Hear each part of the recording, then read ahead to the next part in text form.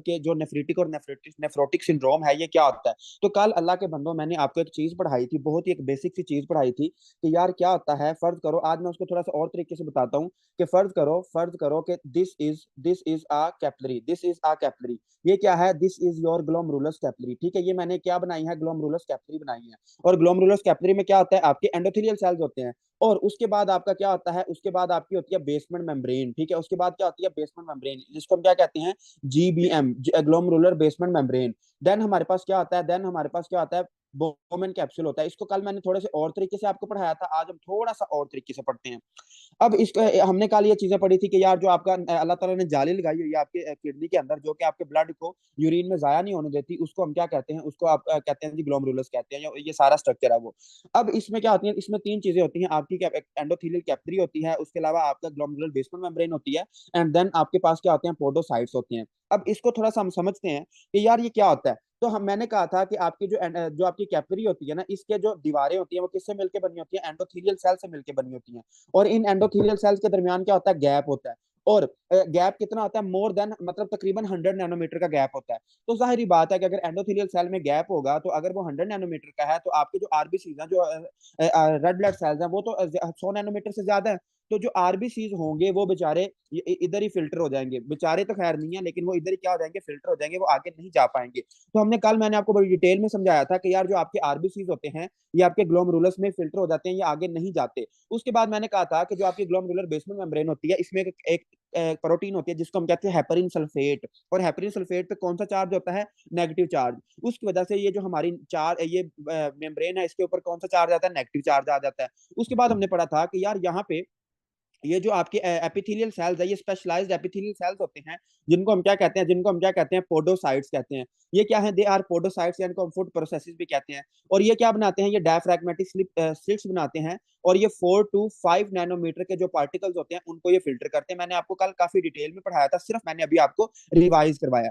उसके बाद हम आगे चलते हैं। अब हम थोड़ी सी बात करते हैं आज वाले टॉपिक की, कि आज हम क्या पढ़ने लगे हैं। तो पहले हम इसकी बेस बनाते हैं कि यार हमारी बेस क्या है, नेफ्रिटिक सिंड्रोम की। तो ये स्टूडेंट को थोड़ा सा ड्राई लगता है, इसलिए मैं इसको थोड़ा सा इंटरेस्टिंग बनाऊंगा, आपने हंसना नहीं है। और हम इंशाल्लाह इसको अच्छे तरीके से करेंगे। अच्छा, नेफ्रिटिक सिंड्रोम, आज हम पढ़ेंगे नेफ्रिटिक सिंड्रोम। नेफ्रिटिक सिंड्रोम में होता क्या है, नेफ्रिटिक सिंड्रोम में आपने सबसे पहले, मैं इसकी नाम लिख देता हूँ, क्या है हमारे पास, नेफ्रिटिक। आई आता है, कल जो हमने पढ़ा था उसमें ओ आता है, उसमें क्या था, प्रोटीन यूरिया 3.5 ग्राम से ज्यादा था। लेकिन ये जो नेफ्रिटिक सिंड्रोम है, इसमें जो प्रोटीन आती है वो कितनी आती है, लेस देन 3.5 आती है। ये तो होगी सीधी सीधी बात, लेकिन इतनी सीधी हमारी अगर बॉडी होती तो फिर मसला ही क्या था।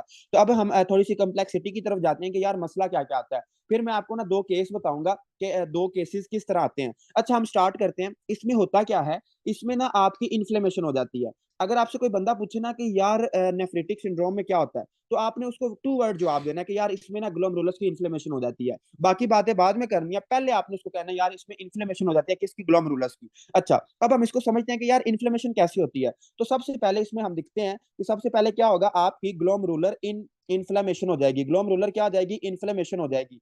ये जो ग्लोमेरुलर इन्फ्लेमेशन है, इससे क्या होगा कि जो आपकी ग्लोमेरुलर बेसमेंट मेम्ब्रेन है, जो ग्लोमेरुलर बेसमेंट मेम्ब्रेन है वो क्या हो जाएगी, डैमेज हो जाएगी। ये जो ग्लोमेरुलर बेसमेंट मेम्ब्रेन है, ये क्या हो जाएगी, डैमेज हो जाएगी। अभी हम इसकी डिटेल बाद में पढ़ेंगे कि ये इन्फ्लेमेशन कैसी होती है, क्यों होती है, कब होती है। सिर्फ आपने एक जनरल कॉन्सेप्ट बनाना है कि जो आपकी ग्लोमेरुलर बेसमेंट मेम्ब्रेन है, ये डैमेज हो जाएगी। और इसके साथ जो आपके एंडोथेलियल सेल्स हैं, जो आपकी एंडोथेलियल कैपिलरी है, जो एंडोथेलियल मतलब कि ग्लोमेरुलर कैपिलरी है, वो भी क्या हो जाएगी, डैमेज हो जाएगी। जब आपकी जीबीएम डैमेज होगी, उसके साथ आपकी जो कैपिलरी है वो डैमेज हो जाएगी।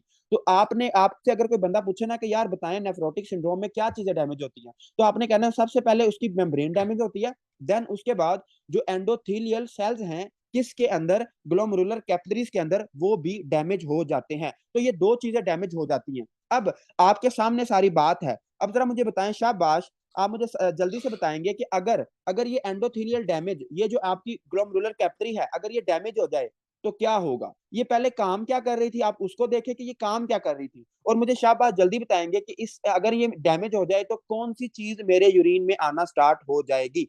ओके, डॉक्टर तरीम ने हमें सही बता दिया है, और बाकी सारे भी तकरीबन सही बता रहे हैं कि जब भी आपकी ग्लोमेरुलस कैपिलरी डैमेज होगी, जब भी आपकी ग्लोमेरुलस कैपिलरी डैमेज होगी ड्यू टू एनी रीजन, अभी हम रीजन पे नहीं जा रहे, अभी हम सिर्फ जनरल कॉन्सेप्ट पढ़ रहे हैं कि जब आप आपकी ये वाली कैपिलरी डैमेज होगी तो इसके अंदर जो आरबीसीज फिल्टर हो रहे थे इनमें गैप बहुत ज्यादा हो जाएगा।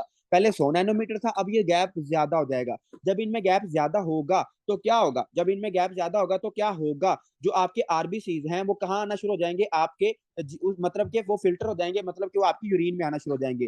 तो जब भी ग्लोमेरुलर बेसमेंट मेम्ब्रेन डैमेज होगी तो क्या होगा, loss of RBCs, loss of RBCs in urine. ठीक है, loss of RBCs in urine. तो अभी हमें एक बिल्कुल क्रिस्टल क्लियर बात पता चल गई है कि यार जो नेफ्रीटिक सिंड्रोम होता है, नेफ्रोटिक नहीं, नेफ्रीटिक, जो नेफ्रीटिक सिंड्रोम होता है, इसमें जो मरीज होता है उसके खून में ब्लड आ रहा होता है, सॉरी उसके यूरिन में ब्लड आ रहा होता है, उसके यूरिन में क्या आ रहा होता है, ब्लड आ रहा होता है। और कौन से सेल्स आ रहे होते हैं, आरबीसीज। तो अगर ये आरबीसीज आपके यूरिन में आ रहे होते हैं तो इसको हम कहते हैं हिमाचूरिया। ठीक है, हम अपनी डॉक्टर की जुबान में इसको क्या कहते हैं, हिमाचूरिया। हिमा का मतलब होता है आरबीसीज और चूरिया का मतलब है यूरिन। तो यूरिन में अगर आरबीसीज आ रहे हैं तो उसको हम क्या कहेंगे, इसको हम कहेंगे जी अल्लाह भला करे हिमाचूरिया, हिमाचूरिया। और ये क्यों आ रहा है, क्योंकि आपकी जो एंडोथेलियल कैपिलरी है वो डैमेज हो चुकी है।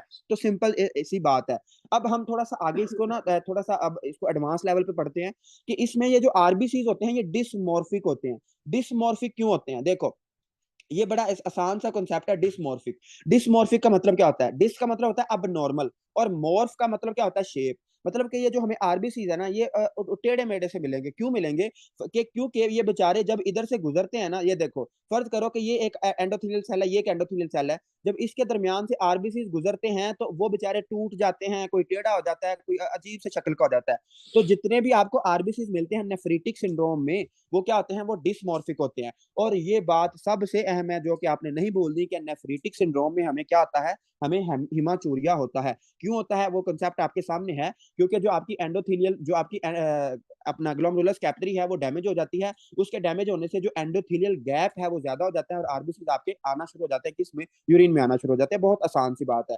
हम आगे चलते हैं। अब हम कहते हैं कि यार हमारे पास मरीज किस तरह आएगा, मतलब इसकी प्रेजेंटेशन क्या होगी, कि जो मरीज है वो आपके पास क्या क्या कंप्लेंट्स लेके आएगा। उसके बाद मैं इसको थोड़ा सा इंटरेस्टिंग बनाने के लिए मैं आपको ना 2 क्वेश्चंस देता हूँ और उसका डायग्नोज हम बनाएंगे, जिस तरह पाकिस्तानी टीचर बनाते हैं कि वो आपको केस देते हैं और फिर हम डायग्नोज बनाते हैं। ठीक है, तो इसकी प्रेजेंटेशन कैसी होगी, इसकी प्रेजेंटेशन इस तरह होगी कि सबसे पहले क्या होगा, इसमें हिमाचूरिया होगा। हिमाचूरिया आपको समझ आ गई कि हिमाचूरिया क्यों होगा, क्योंकि इसमें जो आपके आरबीसी है वो आपके यूरिन में आ रहे हैं। और क्या होगा, और क्या होगा, आरबीसी कास्ट। ठीक है, आरबीसी कास्ट, कास्ट मैंने कल भी आपको बताया था। कास्ट हम उसको कहते हैं कि अगर आपकी कोई भी पार्टिकल आपके यूरिन में आ रहा है ना, उसको हम कास्ट कहते हैं। तो चूंकि अब इसमें आरबीसी आपके यूरिन में आ रहा है तो उसको हम कह रहे हैं आरबीसी कास्ट। तो आपके जो नेफ्रीटिक, नॉट नेफ्रोटिक, नेफ्रोटिक नहीं कहना, नेफ्रीटिक सिंड्रोम होता है, इसमें आपकी आरबीसी कास्ट आ रही होती है, आरबीसी कास्ट आ रही होती है। ओके, अब हम कहते हैं कि यार अच्छा चलो ये तो बात समझ आ गई। अब हम थोड़ी सी और भी बातें कर लेते हैं। तो इधर एक बात लिख लें कि जो आपकी ग्लोमेरुलर बेसमेंट मेम्ब्रेन होती है ना, ये हो जाती है थिक। जो ग्लोमेरुलर बेसमेंट मेम्ब्रेन होती है ना, ये क्या हो जाती है, थिक हो जाती है, ये मोटी हो जाती है। और क्या होता है कि ये जो जितना एरिया है ये वाला, ये क्या हो जाता है, ये सारा इन्फ्लेम्ड है। ठीक है, तो ये सूज मतलब थोड़ा स्वेल कर जाता है, थिक हो जाता है, इसमें ना डिपोजिट हो जाते हैं, वो हम आगे पढ़ते हैं। लेकिन ये इन्फ्लेम हो जाता है, ये थिक हो जाता है। तो इस थिक होने की वजह से, चूंकि ये जो जाली है ये थिक हो चुकी है, तो क्या होगा, मेरी जो फिल्ट्रेशन है वो कम हो जाएगी। तो इस फिल्ट्रेशन को हम क्या कहते हैं, इस फिल्ट्रेशन को तो हम जीएफआर कहते हैं।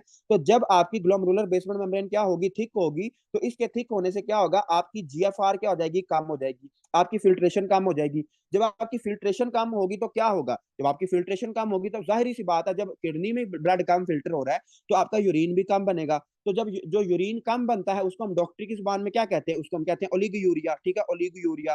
तो दूसरी बात हमें ये पता चली कि यार जो आपका नेफ्रीटिक सिंड्रोम होता है, इसमें एक तो आरबीसीज आ रहे होते हैं, हिमाचूरिया होता है, और क्या होता है, जो मरीज होता है वो कहता है कि डॉक्टर साहब पेशाब बहुत कम आता है, ओलिगोयूरिया है। उसके बाद और क्या होता है, उसके अलावा आपको होगा एजोटेमिया। ठीक है, एजोटेमिया ये आपके लिए एक नई टर्म है, इसके आगे लिख ले।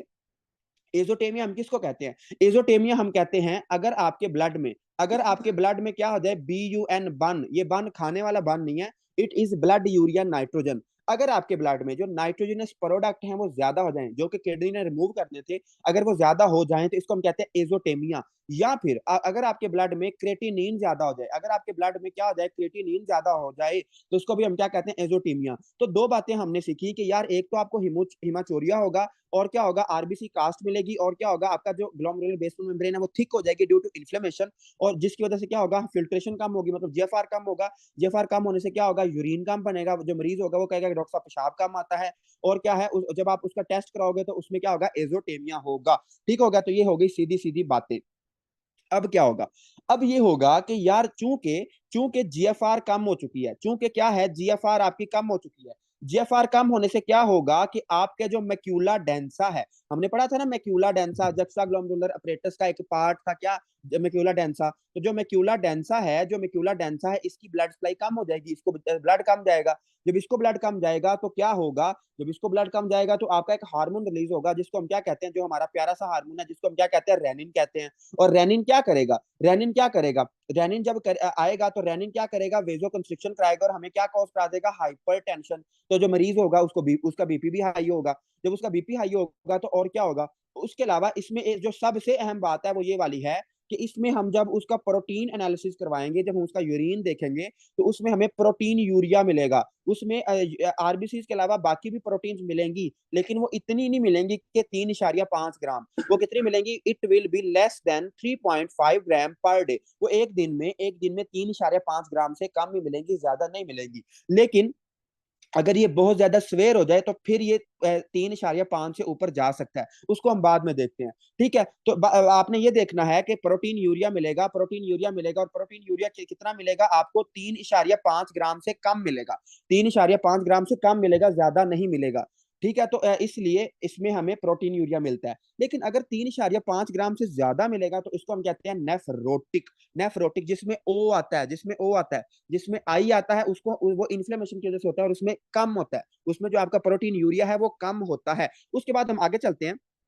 अब हम कहते हैं कि यार अच्छा चलो ये भी बात समझ आ गई। एक बंदे ने कहा, एक मतलब स्टूडेंट ने कहा है कि बन का दोबारा बता दें। बन की फुल फॉर्म होती है blood urea nitrogen. Blood urea nitrogen मतलब कि जो यूरिया के प्रोडक्ट्स हैं, जो नाइट्रोजन के प्रोडक्ट्स हैं आपके ब्लड में, उसको हम क्या कहते हैं, बन कहते हैं। तो जो बन है ये खाने वाला बन नहीं है, it is blood urea nitrogen, और ये आपके ब्लड में ज्यादा हो जाता है। क्यों ज्यादा हो जाता है, क्योंकि फिल्ट्रेशन ही नहीं हो रही, किडनी की बेचारी तो इन्फ्लेमेशन हुई पड़ी है, तो क्या हो रही है, फिल्ट्रेशन ही नहीं हो रही। तो ठीक है, तो this is basic concept, this is very very basic concept, और ये सब आपको आना ही चाहिए, वरना इसके बगैर गुजारा नहीं है। और ये पेज नंबर 119 पे लिखा हुआ है। उसके बाद हम आगे चलते हैं। अब हम इसको ना थोड़ा इंटरेस्टिंग बनाते हैं, ये थोड़ा सा ना ड्राई टॉपिक है, लेकिन हम इसको इंटरेस्टिंग बनाते हैं। मैं ना आपको दो मरीज देता हूँ। मैं आपको थोड़ी सी डॉक्टरों वाली फील दिलाता हूँ। मतलब कि माशाल्लाह आप किर्गिस्तान से 5 साल ऐशिया मार के आपने सारा दिन एंजॉय किया, शाम को आप सो गए, फिर अगले दिन एंजॉय किया और फिर सो गए। 5 साल आप कैसे गुजरे, आपने डिग्री पकड़ी और आप माशाल्लाह हाउस जॉब करने के लिए पाकिस्तान चले गए। जब आपने हाउस जॉब की तो आपने नेफ्रो डिपार्टमेंट में, मतलब कि जो नेफ्रोलॉजी की वार्ड थी उस वो वहां पे आप बैठे हुए हैं, और वहां पे आपके पास दो मरीज आ जाते हैं। अब आपके पास दो मरीज आ जाते हैं, और एक एक छोटा बच्चा है बेचारा, और एक थोड़ी सी उसकी मतलब अम्मा कह लें या उसकी खाला है। तो इसका नाम क्या है, जो बच्चा है उसका नाम कर लें, चले शकील कर लें, ठीक है, शकील। मतलब फर्ज हमारे स्टूडेंट में कोई शकील नहीं है, तो चलो हमने कहा कि एक जो बच्चा है उसका नाम है शकील, और उसकी उम्र है फर्ज करें 9 साल। ठीक है, एक बच्चा आपके पास आता है और वो है 9 साल का, और उसकी एक खाला कह लें या जो मर्जी कह लें, तो उसकी एक खाला है, मतलब एक लेडी है, और उसका चले नाम कर ले शकीला। ठीक है, तो मिलते जुलते दोनों के नाम है शकील एंड शकीला। ठीक है, तो जो शकीला है उसकी उम्र कितनी है, 45 साल है। वो आपके पास आती है और माशाल्लाह आप स्टेथ लगा के, अब 30-40 हजार आपने स्टेथ पे खर्चा किया है, 1 करोड़ आपने एमबीबीएस पे लगाया है, तो माशाल्लाह आप लगा के उधर बैठे हुए हैं, लेकिन आपको चीजें इतनी समझ नहीं आती, तो फिर आपको काफी प्रॉब्लम होगी। अच्छा, हम अपने क्वेश्चन की तरफ आते हैं। जो ये शकील है ना, ये शकील आपके पास आता है, ये शकील आपके पास आता है और कहता है कि डॉक्टर साहब मुझे ना प्रॉब्लम है। आप कहते हैं कि जी बताएं क्या प्रॉब्लम है। तो आपने क्या, वो बताएगा कि डॉक्टर साहब मेरी ना मतलब उसके जो वो कहेगा कि डॉक्टर साहब जब मैं यूरिन करता हूँ, मतलब वो बच्चा बता रहा है आपको कि जब मैं यूरिन करता हूँ तो जो यूरिन है वो बहुत काला आता है। मतलब कि कोला कलर्ड यूरिन जो उस बच्चे को पेशाब आता है वो बहुत काले रंग का आता है। मतलब कि कोला कोला जिस तरह कोका कोला होती है ना, इस तरह का आता है। और जब आपने उसका बीपी चेक किया तो उसको हाइपरटेंशन भी है। ठीक है, और उसके अलावा वो क्या कहता है, आपने आपने आपने उसके हाथ पांव चेक किए तो उसको क्या है, पेरिफेरल एडिमा भी है। मतलब कि उसके जो हाथ पांव हैं उसमें फ्लूइड एक्यूमुलेट है, उसको क्या है, पेरिफेरल एडिमा भी है। अच्छा, ये भी हो गया। उसके अलावा आपने उसकी जब आंखें चेक की तो उसको क्या है, पेरी ऑर्बिटल एडिमा। ठीक है, peri orbital edema. Peri orbital edema doctor doctor एमन को मैं बता दूं, इन्होंने पूछा था क्वेश्चन। पेरी का मतलब क्या होता है? अराउंड, ठीक है, पेरी का मतलब क्या होता है? अराउंड, इर्द गिर्द। और ऑर्बिटल का मतलब क्या होता है? आपकी जो जिसमें आंखें आपकी लगी हुई हैं, ऑर्बिट्स। और तो जो आपके ऑर्बिट्स होते हैं, इनके इर्द गिर्द अगर स्वेलिंग हो जाए, इनके इर्द गिर्द अगर आपके पानी एक्यूमुलेट हो जाए, जिसको हम कहते हैं पेरी ऑर्बिटल एडिमा।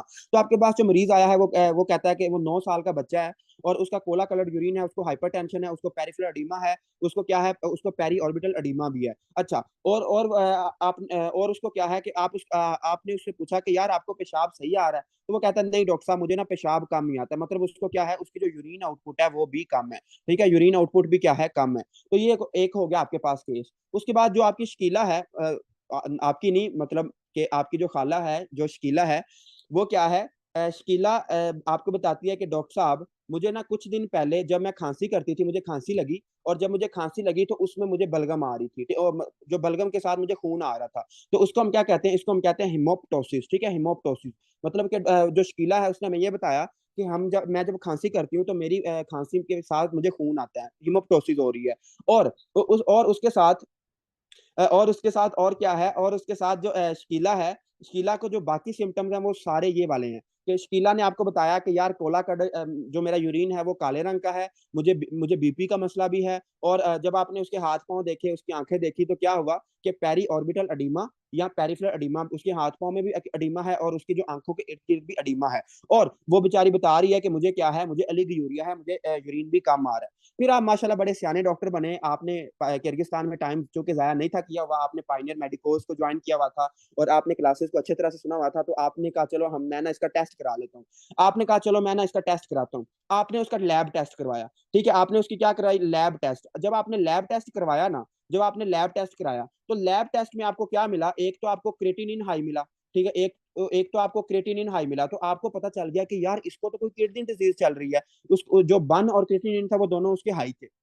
आपने कहा यार इसको तो कोई किडनी का मसला चल रहा है। अब आपने क्या किया? आप थोड़े एक कदम और गए, आपको और ज्यादा चीजें आती थी, आपने उसका कराया यूरिन एनालिसिस। ठीक है, यूरिन एनालिसिस आप सब ने शायद कभी कभी ना कभी होते हुए देखा हो या कराया हो। मतलब कि जो मरीज होता है वो अपना यूरिन का सैंपल देता है और उसको हम फिर माइक्रोस्कोप के नीचे देखते हैं। तो जब यूरिन एनालिसिस उसने करवाया, जब उसने यूरिन एनालिसिस करवाया तो उसमें उसको क्या मिला? हीमाचूरिया। हमें लैब में ये पता चला कि यार उसके जो ब्लड है उसमें माइक्रोस्कोपिक हीमाचूरिया है, उसमें आरबीसीज आ रहे हैं। और क्या आ रहा है? उसमें आरबीसी की कास्ट आ रही है। ठीक है, मतलब उसमें आरबीसी आ रहे हैं। और उसके बाद फिर आप और थोड़े से सियाने बने, आपने कहा चलो इसके लिए मैं प्रोटीन यूरिया भी चेक कर लेता हूँ कि इसके इसके यूरिन में कितना प्रोटीन आ रही है।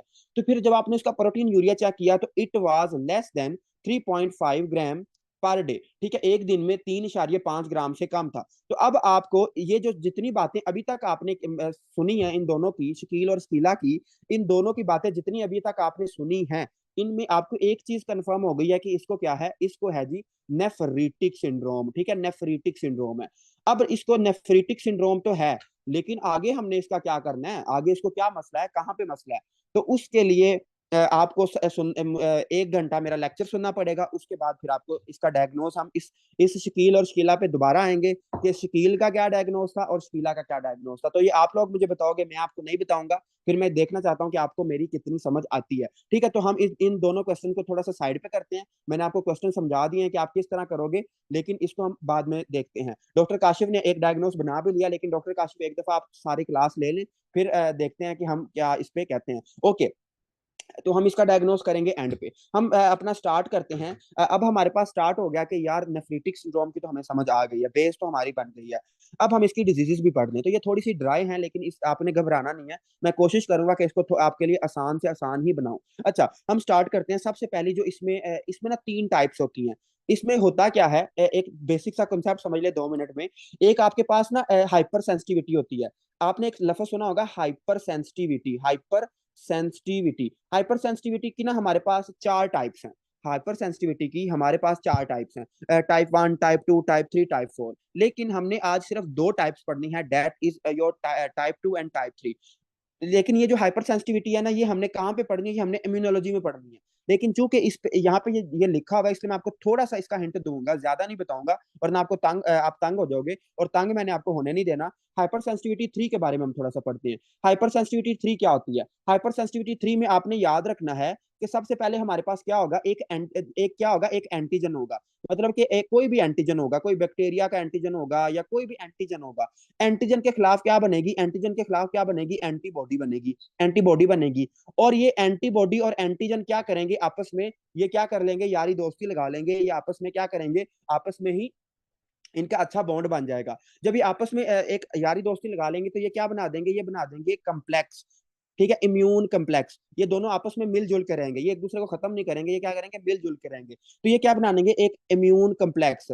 और अगर यही इम्यून कम्प्लेक्स किसी भी जगह पे आपकी बॉडी में किसी भी जगह पे अगर डिपॉजिट हो जाए, अगर किसी भी जगह पे डिपॉजिट हो जाए, तो इसको हम क्या कहते हैं, इसको हम कहते हैं टाइप 3 हाइपर सेंसिटिविटी। बहुत सिंपल करके मैंने बताया है। और ये कहानी आपको याद होनी चाहिए कि एक आपके पास होता है एंटीजन जो कि जरासीम होता है, और एक होती है एंटीबॉडी जो कि आपके फौजी है। ये दोनों क्या कर लेते हैं, आपस में सुलह फाक से रहते हैं, इकट्ठे मिलके रहते हैं, और ये क्या बना लेते हैं, इम्यून कम्प्लेक्स। और ये जो इम्यून कम्प्लेक्स है, ये किसी भी जगह पे डिपॉजिट हो जाता है, किसी भी जगह पे डिपॉजिट हो जाता है। इस प्रोसेस को हम क्या कहते हैं, इस प्रोसेस को हम क्या कहते हैं, हाइपर सेंसिटिविटी टाइप 3। और इसकी हम डिटेल पढ़ेंगे इम्यूनोलॉजी में। सिर्फ यहाँ मैंने आपको थोड़ी सी आपकी बेस बनाई है। उसके बाद एक हमारे पास और होता है, that is your hyper sensitivity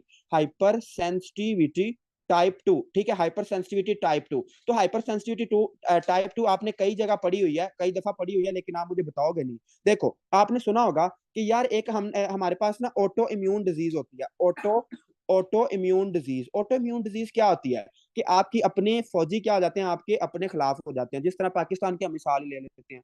खैर, आप ज्यादा समझदार हो, आप समझ गए हो मैं क्या कहना चाह रहा हूँ। तो जो आपके फौजी हैं, जो आपके डब्ल्यू हैं, ये क्या हो जाएंगे, आपके अपनी बॉडी के खिलाफ हो जाएंगे। मतलब कि आपके अपनी बॉडी के खिलाफ हो जाएंगे ऑटो इम्यून डिजीज। तो जितनी भी ऑटो इम्यून डिजीज हैं, वो किस मैकेनिज्म पे काम करती हैं, they work on hyper sensitivity type 2। तो हमने सिर्फ दो ही इसमें पढ़नी है, इसलिए मैंने आपको दो का बता दिया है कि अगर एंटीबॉडी और एंटीजन मिलजुल के रहें एक जगह पे और डिपॉजिट हो जाए, इसको हम कहते हैं हाइपर सेंसिटिविटी टाइप 3। अगर अगर आपके अपने जो एंटीबॉडीज है आपकी अपनी बॉडी के खिलाफ हो जाए, तो इसको हम क्या कहते हैं, इसको हम कहते हैं हाइपर सेंसिटिविटी टाइप 2। तो एक सिंपल सी बात है। अब इसके इसके अलावा हम थोड़ा सा अपनी डायग्राम को दोबारा बनाते हैं। जो मैंने ऊपर एक डायग्राम बनाई थी, वो डायग्राम क्या थी, कि this was your capillary, glomerulus capillary. This was your basement membrane. और ये क्या है आपका, this is your Bowman capsule. और यहाँ पे क्या होते हैं, यहाँ पे आपके पोडोसाइट्स होते हैं। ये मैंने अलग अलग बनाए हैं, लेकिन ये ना सारे मिलजुल के इकट्ठे पड़े होते हैं, एक जगह पे पड़े होते हैं। अब यहाँ पे ना आपने एक बहुत बहुत बेसिक बात समझनी है, जो कि काफी स्टूडेंट को तंग करती है। लेकिन आपने तंग नहीं होना, क्योंकि आप पाइनियर मेडिको हो।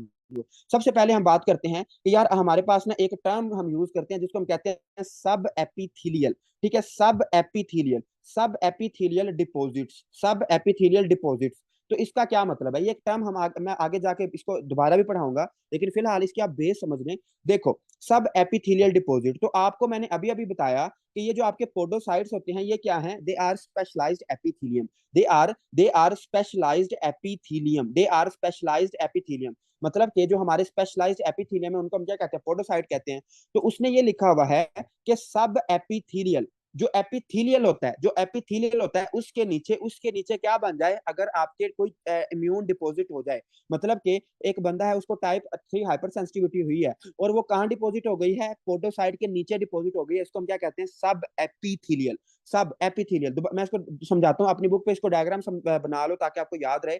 फर्ज करो कि ये क्या है, एक पोडोसाइट है, ये भी एक पोडोसाइट है, ये भी एक पोडोसाइट है, और this is your basement membrane. तो अगर यहाँ पे ये जो मैंने डॉट डॉट लगाए हैं, अगर ये क्या है, अगर ये इम्यून कम्प्लेक्स डिपॉजिट हो जाते हैं, तो इसको हम क्या कहेंगे, इसको हम कहेंगे सब एपिथेलियल डिपॉजिट। मतलब कि आपको टाइप हाइपर सेंसिटिविटी 3 हुई, और आपके जो इम्यून कम्प्लेक्स थे वो डिपॉजिट हो गए कहाँ पे, पोडोसाइट के नीचे। तो उसको हम क्या कहते हैं, सब एपिथेलियल डिपॉजिट कहते हैं। Simple is that. ओके, इसके आगे लिख लो बिलो पोडोसाइट्स। और ये किस किस में होता है, ये हमारे पास दो डिजीजेस अभी अभी हम पढ़ेंगे। इसको मैं ग्रीन से लिख देता हूँ ताकि आपको याद रहे कि अभी हम दो डिजीजेस पढ़ेंगे। एक हम पढ़ेंगे MPGN। ठीक है, मेम्ब्रेनियस प्रोलिफेरेटिव ग्लोमेरुलोनेफ्राइटिस। ठीक है, अभी हम ये पढ़ेंगे। तो जो आपकी सब एपिथेलियल डिपॉजिट है, किसमें होती है, MPGN में होता है। दूसरे नंबर पे जो आपकी सब एपिथेलियल डिपॉजिट है, ये किसमें होता है, ये आपके होता है post Streptococcus glomerulonephritis. Post Streptococcus glomerulonephritis. ये दोनों में आपके जो डिपॉजिट होते हैं वो कहाँ पे डिपॉजिट होते हैं? सब एपिथेलियल डिपॉजिट्स होते हैं। तो हम ऐसा करते हैं, हम ना पहले इन डिजीजेस को पढ़ लेते हैं, फिर हम आगे चलते हैं। तो सबसे पहले जो मोस्ट इंपॉर्टेंट यूएस अमेरिका के हवाले से है, जिसमें आपका यूवर्ल्ड का जो क्यू बैंक है उसमें इसके क्वेश्चन भी मौजूद है, वो है जी आपका पी एस जी एन। ठीक है, पी एस जी एन की फुल फॉर्म है proliferative streptococcal post streptococcal glomerulonephritis. Post streptococcal glomerulonephritis, इसके जो पहले दो लफ्ज है ना बहुत इंपॉर्टेंट है। पोस्ट स्ट्रेप्टोकोकल, ठीक है, पोस्ट स्ट्रेप्टोकोकल इसको हम समझते हैं। देखो इसमें क्या होगा, इसमें ना आपने याद रखना है कि जो पोस्ट स्ट्रेप्टो कोकल ग्लोमेरुलोनेफ्राइटिस है ना, it is type 3 hyper sensitivity. तो टाइप 3 हाइपर सेंसिटिविटी से हमें ये बात पता चल गई है कि यार इसमें ना इम्यून कम्प्लेक्सेस बनेंगे जो कि हमारी किडनी में डिपॉजिट हो जाएंगे। और कहाँ पे डिपॉजिट होंगे? सब एपिथेलियल डिपॉजिट होंगे, पोडोसाइट के नीचे डिपॉजिट होंगे। टाइप 3 हाइपर सेंसिटिविटी पहला एमसीक्यू ये है कि जो आपका पोस्ट स्ट्रेप्टोकोकल ग्लोमेरुलोनेफ्राइटिस है, it is type 3 hyper sensitivity. पहली बात हमारे पास क्लियर हो गई। लेकिन अब हम आगे चलते हैं कि यार होता किन में है। तो आपने याद रखना है, it is most most common, ये बहुत ज्यादा आम है किसमें? चिल्ड्रन में। जो बेचारे छोटे बच्चे होते हैं, 13 साल से नीचे जो बच्चे होते हैं, उनमें ये बहुत कॉमन होता है। जो आपका पोस्ट स्ट्रेप्टोकोकल ग्लोमेरुलोनेफ्राइटिस है, it is very very common in children. ये चिल्ड्रन में बहुत ज्यादा कॉमन है। लेकिन ये होता क्यों है? तो यहाँ पे एक बहुत बहुत इंपॉर्टेंट बात लिखी हुई है, वो ये है कि after it occurs after 2 weeks. ठीक है, it occurs after 2 weeks of of streptococcal, ठीक है, स्ट्रेप्टोकोकल इन्फेक्शन। मतलब कि इसका क्या है, इस लाइन का मतलब क्या है कि एक बच्चा है बेचारा किस्मत का मारा, और उसको क्या हुआ, उसको स्ट्रेप्टोकोकल का इन्फेक्शन हुआ। जब उसको स्ट्रेप्टोकोकल का इन्फेक्शन हुआ ना, तो उसके 2 हफ्तों के बाद उसको हिमाचोरी आना स्टार्ट हो गया।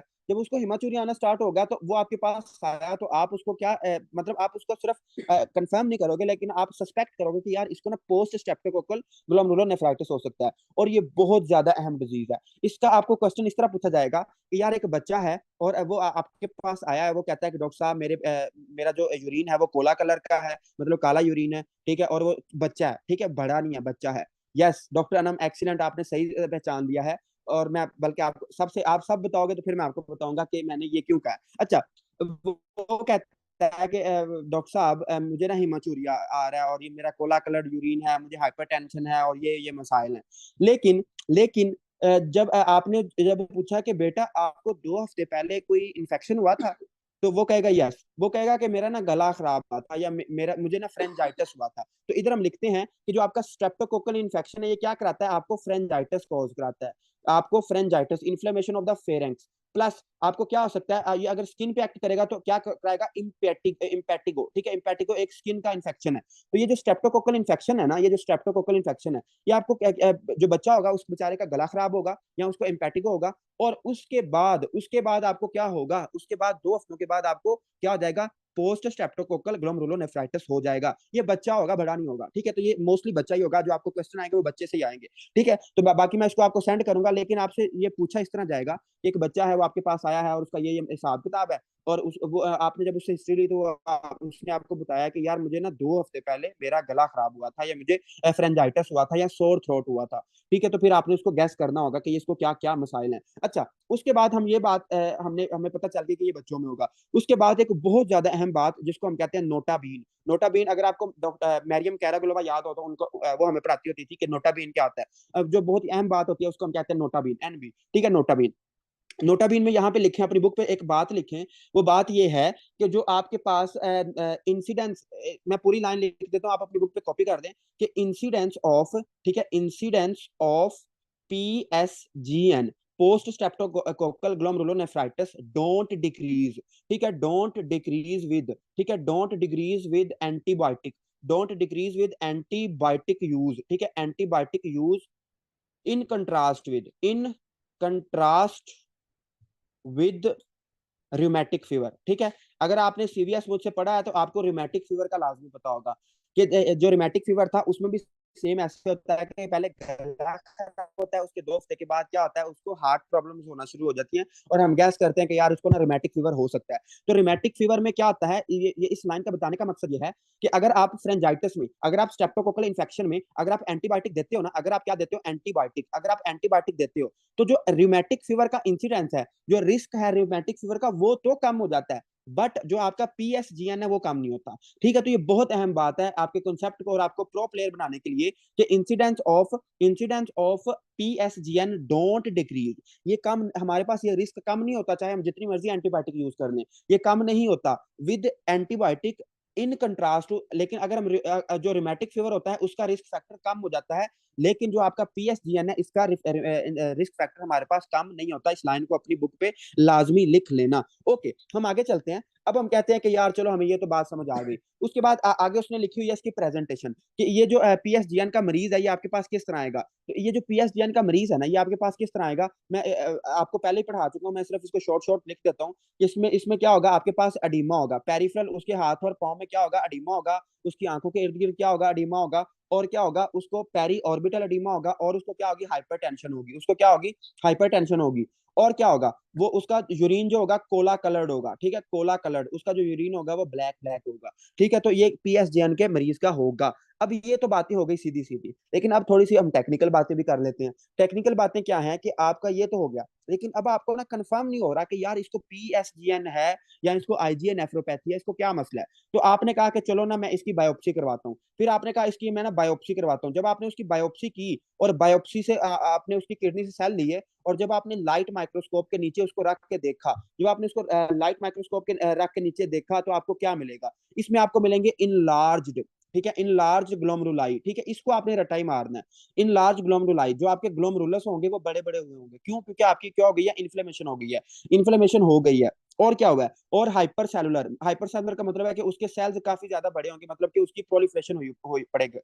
Enlarge glomeruli plus hyper cellular, और इसमें और क्या मिलेगा, hypercellular due to inflammation of WBC mesangial and endothelial proliferation, कि जो आपके मेसेंजियल सेल्स हैं, जो आपके एंडोथेलियल सेल्स हैं, उनमें क्या चले जाएंगे, उनमें आपके डब्ल्यूबीसी चले जाएंगे, और लाइट माइक्रोस्कोप पे आपको ये चीजें नजर आएंगी। ये इसमें पहला बल्कि ये एमसीक्यू है इसमें, कि आपका जो ग्लोमेरुलाई होगा वो इनलार्ज होगा और हाइपरसेलुलर सारी चीजें होंगी। ठीक हो गया, ये होगी सीधी सीधी बात। लेकिन फिर हमने कहा कि यार हम ना इसकी इम्यूनोफ्लोरेसेंस भी चेक करवाना चाह रहे हैं। हम ये चेक करना चाह रहे हैं कि इसमें अपना एंटीबॉडीज कितनी है। तो जब आपने उसकी इम्यूनोफ्लोरेसेंस चेक की ना, तो आपको इस तरह इतनी ज्यादा एंटीबॉडीज मिलेंगी। आपकी बुक पे डायग्राम भी मिली हुई है, और ये देखो, ये जो डायग्राम है ये आपने नहीं सीखनी, ये लैब वालों का काम है। सिर्फ आपने ये टर्म याद रखनी है, स्टारी स्टारी अपेयरेंस। ठीक है, स्टारी स्काई अपेयरेंस।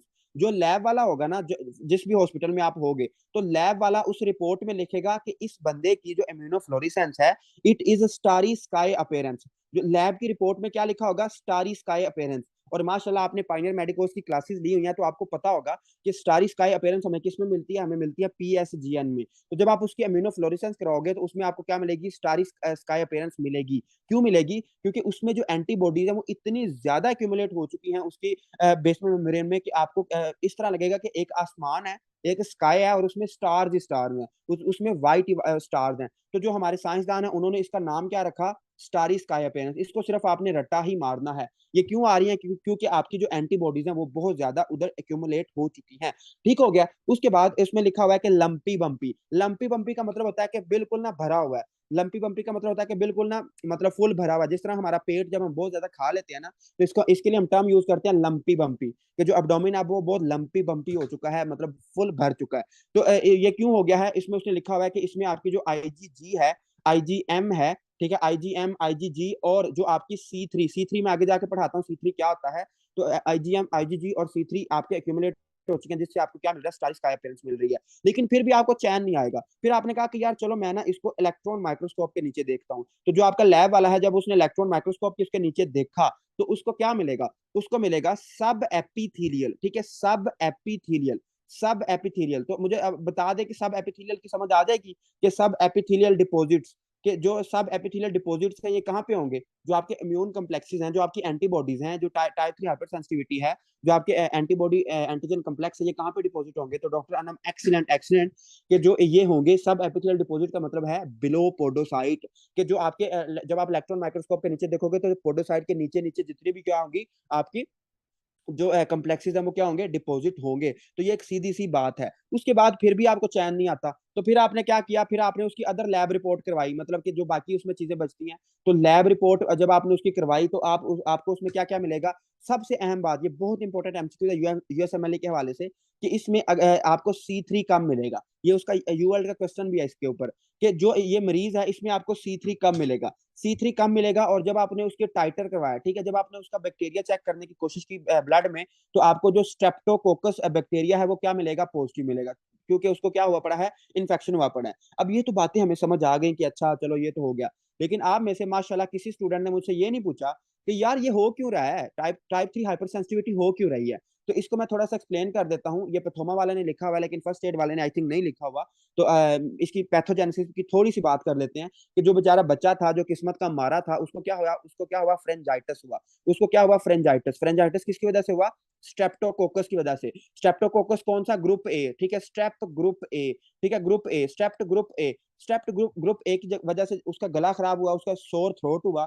उस इसमें ना एक खास किस्म का एंटीजन होता है, इसमें एक खास किस्म का एंटीजन होता है जो कि हमारी बॉडी से मिल रहा होता है। मतलब कि इसमें ये जो खास एंटीजन होता है ना, ये किसका होता है, बैक्टीरिया का होता है। और इसके खिलाफ क्या बनती है, आपकी एंटीबॉडीज बनती हैं। इसके खिलाफ क्या बनती है, एंटीबॉडीज बनती हैं। लेकिन आपकी एक किडनी और आपके हार्ट में, आपकी किडनी और आपके हार्ट में एक ऐसी प्रोटीन है जो कि इस एंटीजन के साथ मिलती है, इस एंटीजन के साथ मिलती जुलती है। एम एम प्रोटीन हार्ट में होती है। मुझे किडनी का श्योर नहीं है कि उस प्रोटीन का क्या नाम है, लेकिन जो हार्ट वाली प्रोटीन है उसका नाम एम प्रोटीन है। अच्छा, ये जो प्रोटीन है ये आपकी एंटीजन के साथ मिलती है। तो चूंकि एंटीबॉडीज आपकी उस बैक्टीरिया के खिलाफ बनी थी, अब बेचारा जो फ्रेंजाइटिस था वो तो ठीक हो गया, 2 हफ्तों में ठीक हो गया।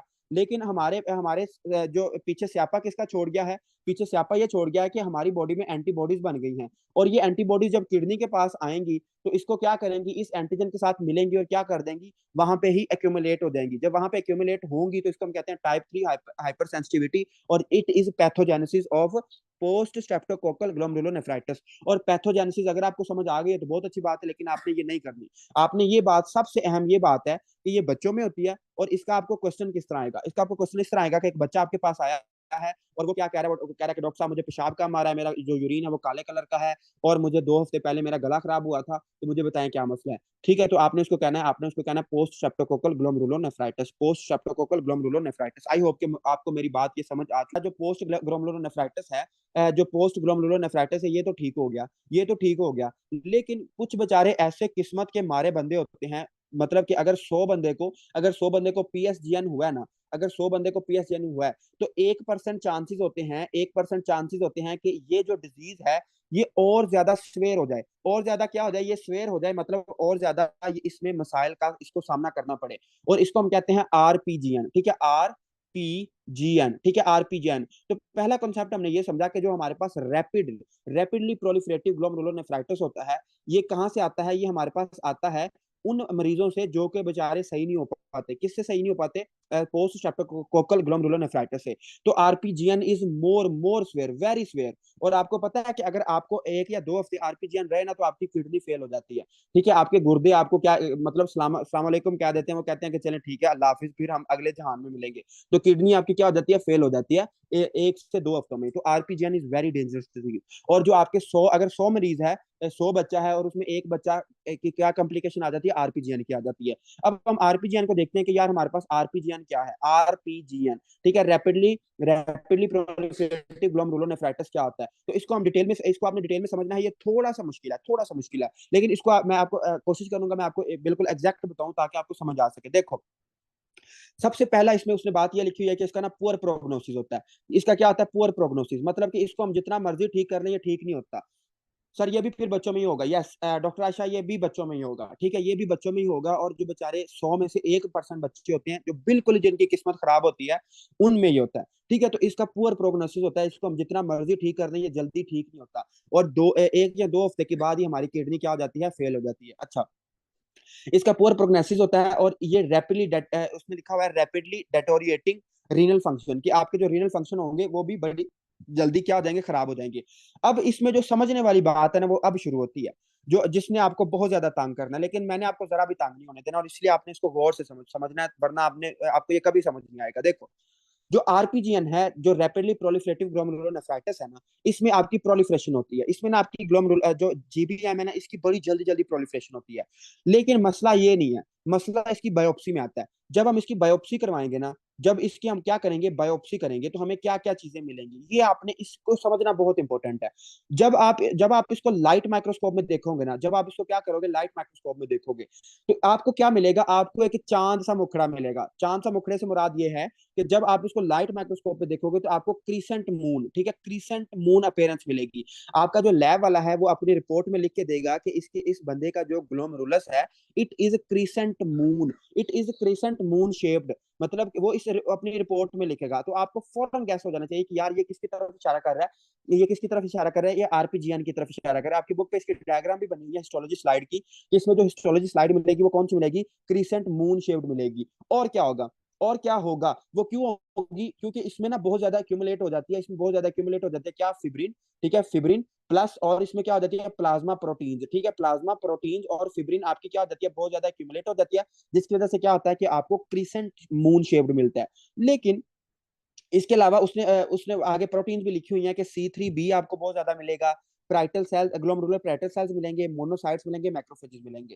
ठीक है, तो इसको आपने पढ़ लेना है, इसमें कोई मसले वाली बात नहीं है। लेकिन इसमें ये सबसे इंपॉर्टेंट एमसीक्यूज है कि इसमें जब आप लाइट माइक्रोस्कोप से देखते हो ना, तो क्रीसेंट मून शेप्ड मिलता है। तो ये तो होगी सीधी सी बात, लेकिन मैं आपको डरा क्यों रहा हूँ कि यार ये थोड़ा सा मुश्किल है। तो अब बात हमारी टेक्निकल यहाँ से स्टार्ट होती है। अब ये जो क्रीसेंट मून शेप्ड है ना, ये जो क्रीसेंट मून शेप्ड है, ये तो आपको बहुत ज्यादा डिजीज में मिलता है। ये सिर्फ आपको आरपीजीएन में नहीं मिलता, ये काफी ज्यादा डिजीजेस में मिलता है। और वही डिजीजेस हम पढ़ेंगे कि वो किन किन डिजीज में मिलता है और उसको हम कैसे डिफ्रेंशिएट करेंगे। तो इसको गौर से सुनना है, वरना आपने परेशान ही रहना है। ठीक है, तो क्रिसेंट मूनशेफ्ट तो आपको मिल गया, लेकिन अभी आपका डायग्नोज कंफर्म नहीं हो सकता। तो फिर आपने कहा कि चलो मैं ना इसको ऐसा करता हूँ कि मैं इसका और ज्यादा इसको देखता हूँ, क्योंकि आप माशाल्लाह पायनियर मेडिकोज हो, तो आपको ये पता है कि जो क्रिसेंट मून शेप्ड है, ये हमें 3 डिजीजेज में मिलता है। जो क्रिसेंट मून शेप्ड है, ये 3 डिजीजेज में मिलता है। कौन सा, गुड पास्चर सिंड्रोम, ठीक है, गुड पास्चर सिंड्रोम एक होता है, गुड पास्चर सिंड्रोम होता है, गुड पास्चर सिंड्रोम होता है, और क्या होता है, और आपके पास क्या होता है, गुड पास्चर सिंड्रोम हो गया, ग्रेन्युलोमेटियस, ग्रेन्युलोमेटियस पॉलीएंजाइटिस, ठीक है, ग्रेन्युलोमेटियस पॉलीएंजाइटिस में मिलता है। और किस में मिलता है, और आपके पास मिलता है ईओसिनोफिलिक ग्रेन्युलोमेटिस विद पॉलीएंजाइटिस, और जिसको हम प्यार से क्या कहते हैं, जिसको हम प्यार से कहते हैं चर्ग स्ट्रॉस सिंड्रोम, ठीक है, चर्ग स्ट्रॉस सिंड्रोम। तो अब तो आप माशाल्लाह परेशान हो गए, लेकिन परेशान आपने नहीं होना कि जो आपका क्रिसेंट मून शेप्ड है, ये आपका डायग्नोज फाइनल नहीं करता, क्योंकि ये आपको 3-4 डिजीज में मिल रहा होता है, आपको इन सारी डिजीज में मिलता है। लेकिन अब आपने इसको देखना है कि यार अब इसमें मैं आगे कैसे डिफ्रेंशिएट करूं। तो इसको आपने थोड़ा सा गौर से सुनना है, वरना आपने परेशान हो जाना, क्योंकि फर्स्ट ईयर ने इसको थोड़ा सा मुश्किल करके लिखा हुआ है। सबसे पहले हम बात करते हैं गुड पास्चर सिंड्रोम की। गुड पास्चर सिंड्रोम, ठीक है, Goodpasture syndrome, Goodpasture syndrome क्या होता है, तो इसको आपने थोड़ा सा गौर से सुनना है। देखो, गुड पास्चर सिंड्रोम में हमें लाइट माइक्रोस्कोप पे क्या मिलेगा। अगर आपसे कोई बंदा पूछे कि यार गुड पास्चर सिंड्रोम में हमें लाइट माइक्रोस्कोप पे क्या मिलेगा, तो आपने कहना है कि उसमें हमें क्या मिलेगा, क्रिसेंट मून शेड मिलेगा। और अगर आपसे वो बंदा दोबारा सवाल करे कि यार ये डायग्नोज कंफर्म कर देगा, तो आपने कहना नहीं, आपने कहना मैं इसका क्या करवाऊंगा, मैं इसका क्या करवाऊंगा या करवाऊंगी, इम्यूनोफ्लोरिसेंस, इम्यूनोफ्लोरिसेंस। जब आपने उसकी इम्यूनोफ्लोरिसेंस करवाई, अगर तो आपको लीनियर पैटर्न मिलता है, अगर तो आपको क्या मिलता है, लीनियर पैटर्न मिलता है, लीनियर पैटर्न, ठीक है, अगर तो आपको क्या मिलता है, लीनियर पैटर्न मिलता है, तो आपने कहना है कि ये गुड पास्चर सिंड्रोम हो सकता है। अभी भी आपने कंफर्म नहीं करना। जब आपने उसकी इम्यूनोफ्लोरेसेंस करवाई, तो आपको क्या मिलेगा, आपको लीनियर पैटर्न मिलेगा। कैसे मिलेगा, फर्ज करो कि this is your glomerular basement membrane, तो इसके ऊपर ना बहुत ज्यादा आपको ना एंटीबॉडीज कम्प्लेक्सेस इस तरह एक्यूमुलेट हुए मिलेंगे, और एक लाइन में एक्यूमुलेट होंगे, तो इसको हम कहते हैं लीनियर पैटर्न। ये आपकी बुक पे डायग्राम भी बनी होगी, लीनियर पैटर्न। तो अगर लीनियर पैटर्न मिलता है, तो आपने कहना है गुड पास्चर सिंड्रोम है, कि इसको क्या है, गुड पास्चर सिंड्रोम है। लेकिन जो मसला कहाँ पे आता है, हमारी ये मेडिकल इतनी आसान होती तो फिर तो घाटे किस बात के थे। मसला कहाँ पे आता है कि जो आपका गुड पास्चर सिंड्रोम होता है ना, जो गुड पास्चर सिंड्रोम होता है, ये एक पूरा सिंड्रोम है। और ये सिंड्रोम क्या कहता है हमें, ये सिंड्रोम हमें ये कहता है कि इसमें हमारे बॉडी में क्या बनती है, एंटीबॉडीज बनती हैं। ये क्या है, एंटीबॉडीज बनती हैं अगेंस्ट, एंटीबॉडीज बनती हैं अगेंस्ट किसके, आपकी ग्लोमेरुलर बेसमेंट मेम्ब्रेन के, प्लस प्लस किसके बनते हैं, एल्वुलर मेम्ब्रेन के, एल्व्यूलर मेम्ब्रेन, एल्वुलर मेम्ब्रेन। तो सारे जज्बात बदल गए हैं ना कि एल्वुलर मेम्ब्रेन कहाँ से आ गई है, रीनल सिस्टम में एल्वुलर मेम्ब्रेन आपकी कहाँ से आ गई है। तो अब जरा मुझे बताएं शाबाश कि एल्वुलर मेम्ब्रेन कहाँ से आ गई है। तो इसमें जो गुड पास्चर सिंड्रोम है, इसमें क्या होता है, एंटीबॉडीज बनती है किसके खिलाफ, ग्लोमेरुलर बेसमेंट मेम्ब्रेन और जो आपकी एल्वुलाई होते हैं, जो लंग्स के अंदर एल्वुलाई है, उसके खिलाफ क्या बनती है, एंटीबॉडीज बनती हैं, जिससे क्या होता है, आपको गुड पास्चर सिंड्रोम होता है। और इसमें आपको जो इम्यूनोफ्लोरेसेंस है, इसमें क्या मिलता है, आपको लीनियर मिलता है। और यस डॉक्टर अदनान, एक्सीलेंट, शाबाश, मैं आपसे बिल्कुल राजी हूँ, आपने सही डायग्नोज निकाली है। ओके, हम अच्छा, एल्वुलर मेम्ब्रेन, और जब एल्वुलर मेम्ब्रेन डैमेज होगा तो क्या होगा, जो मरीज होगा उसके उसकी खांसी में, मतलब जब वो खांसी हो करेगा तो उसमें क्या आएगा, उसमें ब्लड आएगा, ठीक है, उसमें क्या आएगा, ब्लड आएगा। और ये जो गुड पास्चर सिंड्रोम है, ये मोस्टली अडल्ट में होता है, ठीक है, ये अडल्ट में होता है। और उसकी खांसी में क्या आएगा, उसकी खांसी के साथ उसको हिमोप्टोसिस होगी, मतलब कि उसको ब्लड आएगा, ठीक हो गया, उसको क्या आएगा, ब्लड आएगा। तो ये चीज इसने देखनी है। डॉक्टर काशी, जो अब आप बात कर रहे हैं ना, वो भी हम करते हैं, आईजी नेफ्रोपैथी हम करते हैं। फिलहाल गुड पास्चर सिंड्रोम को समझ लें कि इसमें एंटीबॉडीज बनती हैं against glomerular basement membrane and alveolar membrane. Alveolar membrane और ग्लोमेरुलर बेसमेंट मेम्ब्रेन के खिलाफ क्या बनती है, एंटीबॉडीज बनती हैं। अच्छा, अब हमने ये तो समझ लिया कि यार चलो ये तो हो गया। अब इसमें ये जो गुड पास्चर सिंड्रोम है, इसके आपको दो सिम्टम्स, बहुत बहुत मेजर सिम्टम्स मिलेंगी। जो मरीज होगा आपको कहेगा, जो मरीज होगा वो ये कहेगा हिमाचूरिया है, मतलब कि मेरे ब्लड में क्या, मेरे यूरिन में क्या आ रहा है, ब्लड आ रहा है। और जब मैं खांसी करता हूँ या करती हूँ तो मुझे क्या आता है, मुझे ब्लड आता है, मतलब कि क्या है, हिमोप्टोसिस है, हिमोप्टोसिस है, हिमोप्टोसिस है। तो अगर जो बहुत फोकस्ड होकर बंदे बैठे हुए हैं, उनको डायग्नोस एक पता चल गया होगा कि उसका डायग्नोस क्या है, स्पीला का डायग्नोस क्या है और स्पील का डायग्नोस क्या है। ठीक है, यस डॉक्टर अनम, आप बिल्कुल सही कह रही हैं। अच्छा, तो Goodpasture syndrome, Goodpasture syndrome में आपको लाइट माइक्रोस्कोप पे क्या मिलेगा, क्रिस्टल मून शेप। और आपको इम्यूनोफ्लोरेसेंस पे क्या मिलेगा, लीनियर पैटर्न मिलेगा। और इसमें क्या होगा, इसमें आपको किडनी के साइन के साथ साथ जो जब वो बंदा क्या करेगा, जब वो बंदा क्या करेगा उसमें, जब वो खांसी करेगा तो उसको क्या होगा, उसके खांसी में क्या आएगी, बलगम भी आएगी, ओ सॉरी, खून भी आएगा, तो हिमोप्टोसिस भी होगी। तो गुड पास्चर सिंड्रोम का यही आपने चीजें याद रखनी है। लेकिन अब आप कहते हैं कि यार हम इसको ट्रीट कैसे करें, तो जब हम इसको ट्रीट कैसे करते हैं, इसका ट्रीटमेंट है प्लाज्मा फ्रेसिस, ठीक है, प्लाज्मा फ्रेसिस। प्लाज्मा फ्रेसिस का मतलब होता है कि हम प्लाज्मा को एक्सचेंज कर देते हैं, मतलब कि हम प्लाज्मा, जो पेशेंट का प्लाज्मा होता है उसको हम क्या कर देते हैं, एक्सचेंज कर देते हैं, ठीक है। तो इसमें क्या होगा, प्लाज्मा एक्सचेंज हो जाएगा, प्लाज्मा को एक्सचेंज कर देंगे, जिससे क्या होगा, गुड पास्चर सिंड्रोम उसका ठीक हो जाएगा, गुड पास्चर सिंड्रोम क्या हो जाएगा, उसका ठीक हो जाएगा। तो इसको आप अब याद रहेगा कि गुड पास्चर सिंड्रोम क्या होता है। इसमें किडनी का भी मसला आता है और जो बंदा होता है उसको एल्वुलर भी मसला आता है। क्यों, क्योंकि इसमें एंटीबॉडीज बनती हैं किसके खिलाफ, आपकी ग्लोमेरुलर बेसमेंट मेम्ब्रेन के खिलाफ, और किसके खिलाफ, एल्वुलर मेम्ब्रेन के खिलाफ। और शाबाश, मुझे कोई एक्सीलेंट सा बंदा बताएगा कि ये कौन सी हाइपर सेंसिटिविटी है, टाइप 1, टाइप 2, टाइप 3, टाइप 4, जल्दी बताएं। ओके, हम आगे चलते हैं, आप मुझे आंसर करें, फिर मैं देखता हूँ कि कौन ठीक करता है। डॉक्टर हनान और डॉक्टर अनम सही बता रही हैं कि इट इज, डॉक्टर अनम आप सही नहीं बता रही, डॉक्टर अदनान और डॉक्टर तलहा और हनान सही बता रहे हैं कि it is type 2 hyper sensitivity. Type 3 immune complexes वाली थी, type 2 is, it is type 2। Yes doctor Aqsa भी सही बता रही हैं। अब हम आगे चलते हैं, हमारे पास ये भी हो गया, उसके बाद हम आगे चलते हैं, और गुड पास्चर हो गया। इसमें मुश्किल जो पार्ट है वो यही वाला है, गुड पास्चर वाला, और ये सारी चीजें हैं, उसके बाद आसान है आगे। अच्छा, गुड पास्चर हो गया, उसके बाद आप कहते हैं कि यार अच्छा चलो, मैंने ना जो मेरा मरीज था, जब मैंने उसके लाइट माइक्रोस्कोप की, जब मैंने उसका लाइट माइक्रोस्कोपिक देखा तो मुझे क्रिसेंट मून शेप मिला, उसके क्रिसेंट मून शेप ग्लोमेरुलस मिला। लेकिन जब मैंने उसकी इम्यूनोफ्लोरेसेंस करवाई, जब मैंने उसकी क्या किया, इम्यूनोफ्लोरेसेंस करवाई, तो वो मुझे नेगेटिव मिले, मुझे कोई एंटीबॉडी नहीं मिली, मुझे कोई एंटीबॉडी नहीं मिली, मुझे इम्यूनोफ्लोरेसेंस क्या मिली, नेगेटिव मिली। और जब मुझे इम्यूनोफ्लोरेसेंस नेगेटिव मिली तो इसमें फिर क्या डिजीज होगी, अगर इम्यूनोफ्लोरेसेंस नेगेटिव हो और लाइट माइक्रोस्कोप पे क्या हो, लाइट माइक्रोस्कोप पे क्या हो आपका, क्रिसेंट मून शेप्ड हो, तो आपकी कौन सी डिजीज होगी, ग्रेनुलोमेटियस विद पोलियंजाइटिस। और जिसको हम प्यार से क्या कहते हैं, जिसको हम प्यार से कहते हैं वेजनर सिंड्रोम, ठीक है, वेजनर सिंड्रोम, वेजनर सिंड्रोम। और आपकी इंफॉर्मेशन के लिए बता दूं कि जो वेजनर सिंड्रोम होता है, इसमें ना इसमें दो चीजें होती हैं। जो वेजनर सिंड्रोम होता है, इसमें तीन चीजें होती हैं, इसमें ना एक ट्राइएड होता है। इसमें ट्राइएड क्या होता है, जो हमारा वेजनर सिंड्रोम है, इसमें एक ट्राइएड होता है। इसमें जो मरीज होता है ना, उसको एक तो साइनोसाइटिस होगा, उसको क्या होगा, साइनोसाइटिस होगा, मतलब कि जो उसका चेहरा है, उसका जो साइनस, उसके साइनस एरियाज है, उसकी इन्फ्लेमेशन होगी, उसको एक तो होगा साइनोसाइटिस, ठीक है, साइनोसाइटिस होगा। और उसको क्या होगा, उसको हिमोप्टोसिस होगी। मतलब ये जो सिंड्रोम है, ये लंग्स को इफेक्ट करता है, साइनस को इफेक्ट करता है, और उसको मतलब जब वो खांसी करेगा तो उसको बलगम आ रही होगी, हिमोप्टोसिस होगी।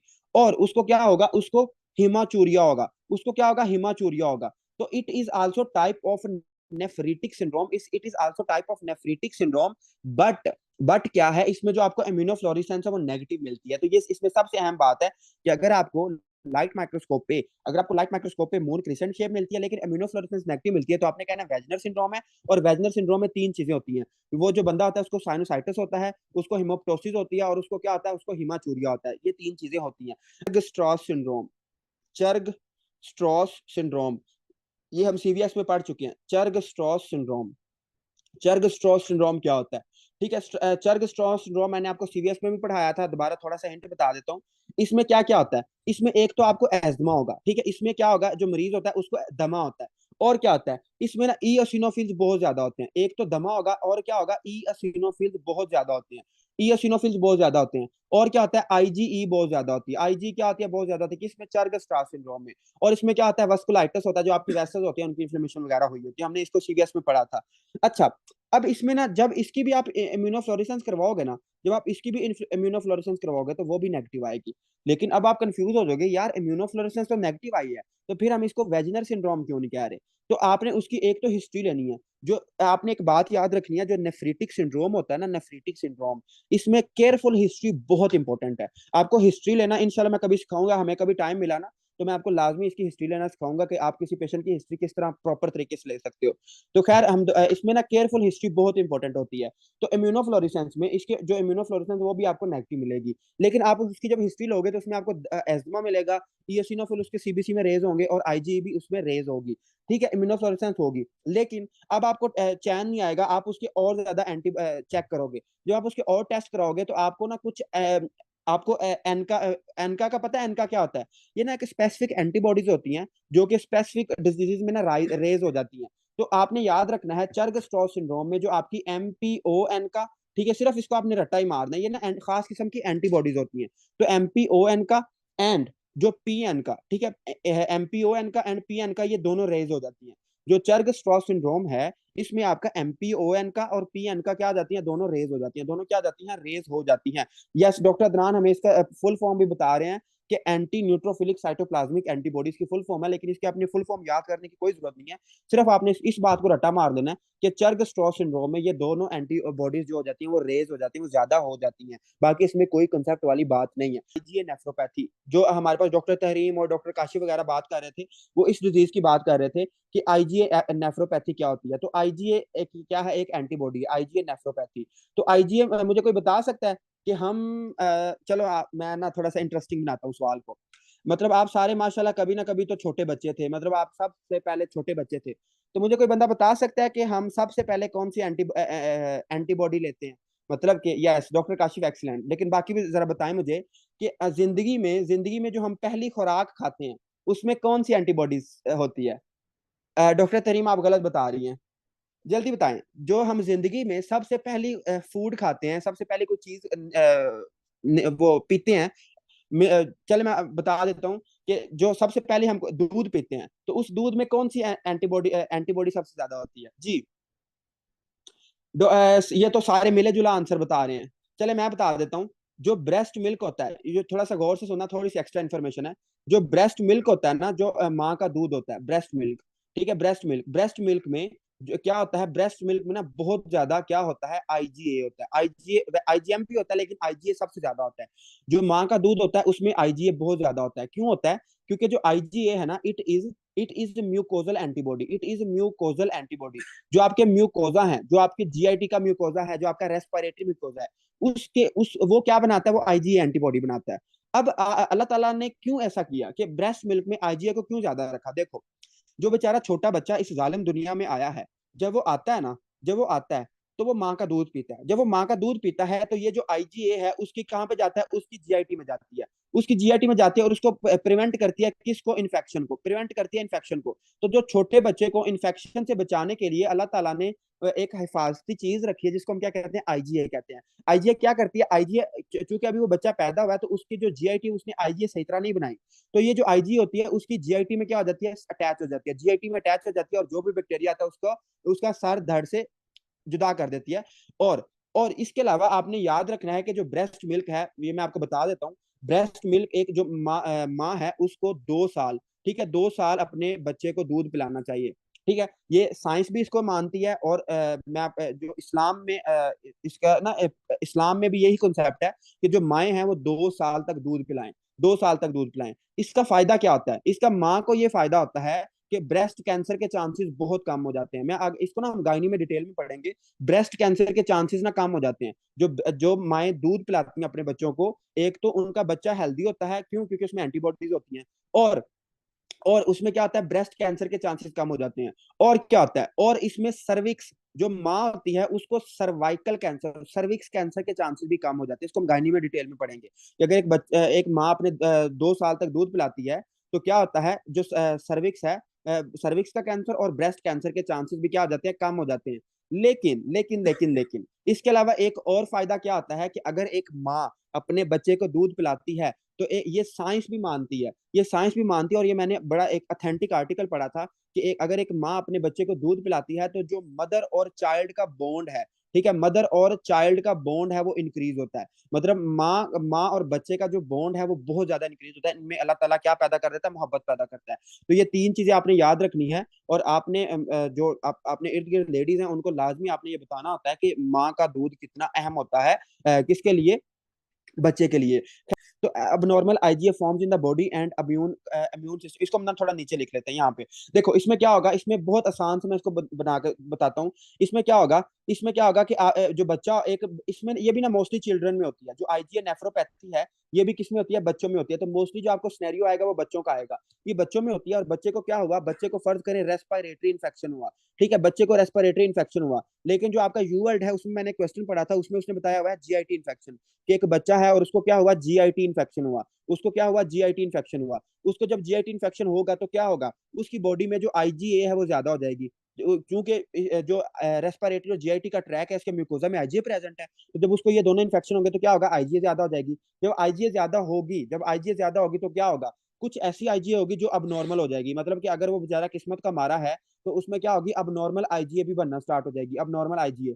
अब ये जो अब नॉर्मल IgA है ना, ये जो अब नॉर्मल IgA ये बॉडी में बनेगी, और जो आपका इम्यून सिस्टम है इसको क्या करेगा, इसको एज अ फॉरन फॉरन लेगा। मतलब कि ये जो अब नॉर्मल IgA है इसको आपका इम्यून सिस्टम क्या समझेगा कि यार ये कोई बाहर से चीज आ गई है, इसको कोई फॉरेन एजेंट समझेगा, ठीक है, फॉरेन एजेंट, ये कोई बाहर का एजेंट आ गया, फॉरेन एजेंट। जब ये फॉरेन एजेंट होगा तो क्या होगा, जब ये फॉरेन एजेंट होगा तो इसके खिलाफ क्या बनेंगी, एंटीबॉडीज बनेंगी, इसके खिलाफ क्या बनेगी, एंटीबॉडीज बनेंगी। अब ये जो एंटीबॉडीज हैं, ये जो एंटीबॉडीज और IgA का कॉम्प्लेक्स है, ये जो एंटीबॉडीज और IgA का कॉम्प्लेक्स है, ये क्या करेगा, ये एक कॉम्प्लेक्स बनेगा। मतलब जो एंटीबॉडीज और जो IgA है, जो एंटीजन है, ये क्या करेंगे, एक कॉम्प्लेक्स बना लेंगे, ये मिलजुल के रहेंगे। और ये जो मिलजुल के रहेंगे ये क्या करेंगे, ये एक जगह पे डिपॉजिट हो जाएंगे। जब ये एक जगह पे डिपॉजिट होंगे, ये कहाँ पे डिपॉजिट हो जाएंगे, ये आपकी किडनी पे डिपॉजिट हो जाएंगे। लेकिन किडनी पे कहाँ पे डिपॉजिट होंगे, किडनी पे लिख लें, ये डिपॉजिट होंगे मेसेंजियल सेल्स में, ठीक है, मेसेंजियल सेल्स। जो आपके मेसेंजियल सेल्स हैं, जो सपोर्टिंग सेल्स हैं, वहां पे डिपॉजिट हो जाएंगे। जब वहां पे डिपॉजिट होंगे तो क्या होगा, ये पैदा करेंगे साइटोकाइंस, ठीक है, ये कुछ केमिकल्स पैदा करेंगे जो कि क्या करेंगे, इन्फ्लेमेशन कॉज कराएंगे। जब इन्फ्लेमेशन होगी तो क्या हो जाएगा, आपकी किडनी का क्या हो जाएगा, डैमेज हो जाएगा, आपकी किडनी का क्या हो जाएगा, डैमेज हो जाएगा। तो हम कहानी को दोबारा स्टार्ट करते हैं कि एक बच्चा है, उसको क्या हुआ, कोई रेस्पिरेटरी इन्फेक्शन हुआ, उसको कोई GIT का इन्फेक्शन हुआ। क्योंकि जो रेस्पिरेटरी और GIT में हमारे IgA ज्यादा होते हैं, तो क्या हुआ कि उसमें अब नॉर्मल IgA बनेगा। अब नॉर्मल IgA बनेगा तो अब नॉर्मल IgA को हमारी बॉडी क्या समझेगी कि ये कोई बाहर से चीज आ गई है। जब बाहर से चीज आ गई है तो उसके खिलाफ एंटीबॉडीज बनाएगी। जब उसके खिलाफ एंटीबॉडीज बनाएगी तो एंटीबॉडीज और एंटीजन क्या करेंगे, मिलजुल के रहेंगे। जब ये मिलजुल के रहेंगे तो क्या बनाएंगे, कम्प्लेक्स बनाएंगे। जब ये कम्प्लेक्स बनाएंगे तो ये डिपॉजिट हो जाएंगे किसमें, मेसेंजियल सेल्स में। और मेसेंजियल सेल्स में जब ये डिपॉजिट होंगे तो क्या करेंगे, हमारी किडनी को डैमेज करेंगे। और चूंकि हमारी किडनी को डैमेज कर रहे हैं, किसकी वजह से डैमेज कर रहे हैं, IgA की वजह से डैमेज कर रहे हैं। और डैमेज कर रहे हैं तो इसको हम क्या करेंगे, क्या कहेंगे, IgA नेफ्रोपैथी, IgA नेफ्रोपैथी। और ये क्या है, it is also known as Berger disease, ठीक है, बर्गर डिजीज।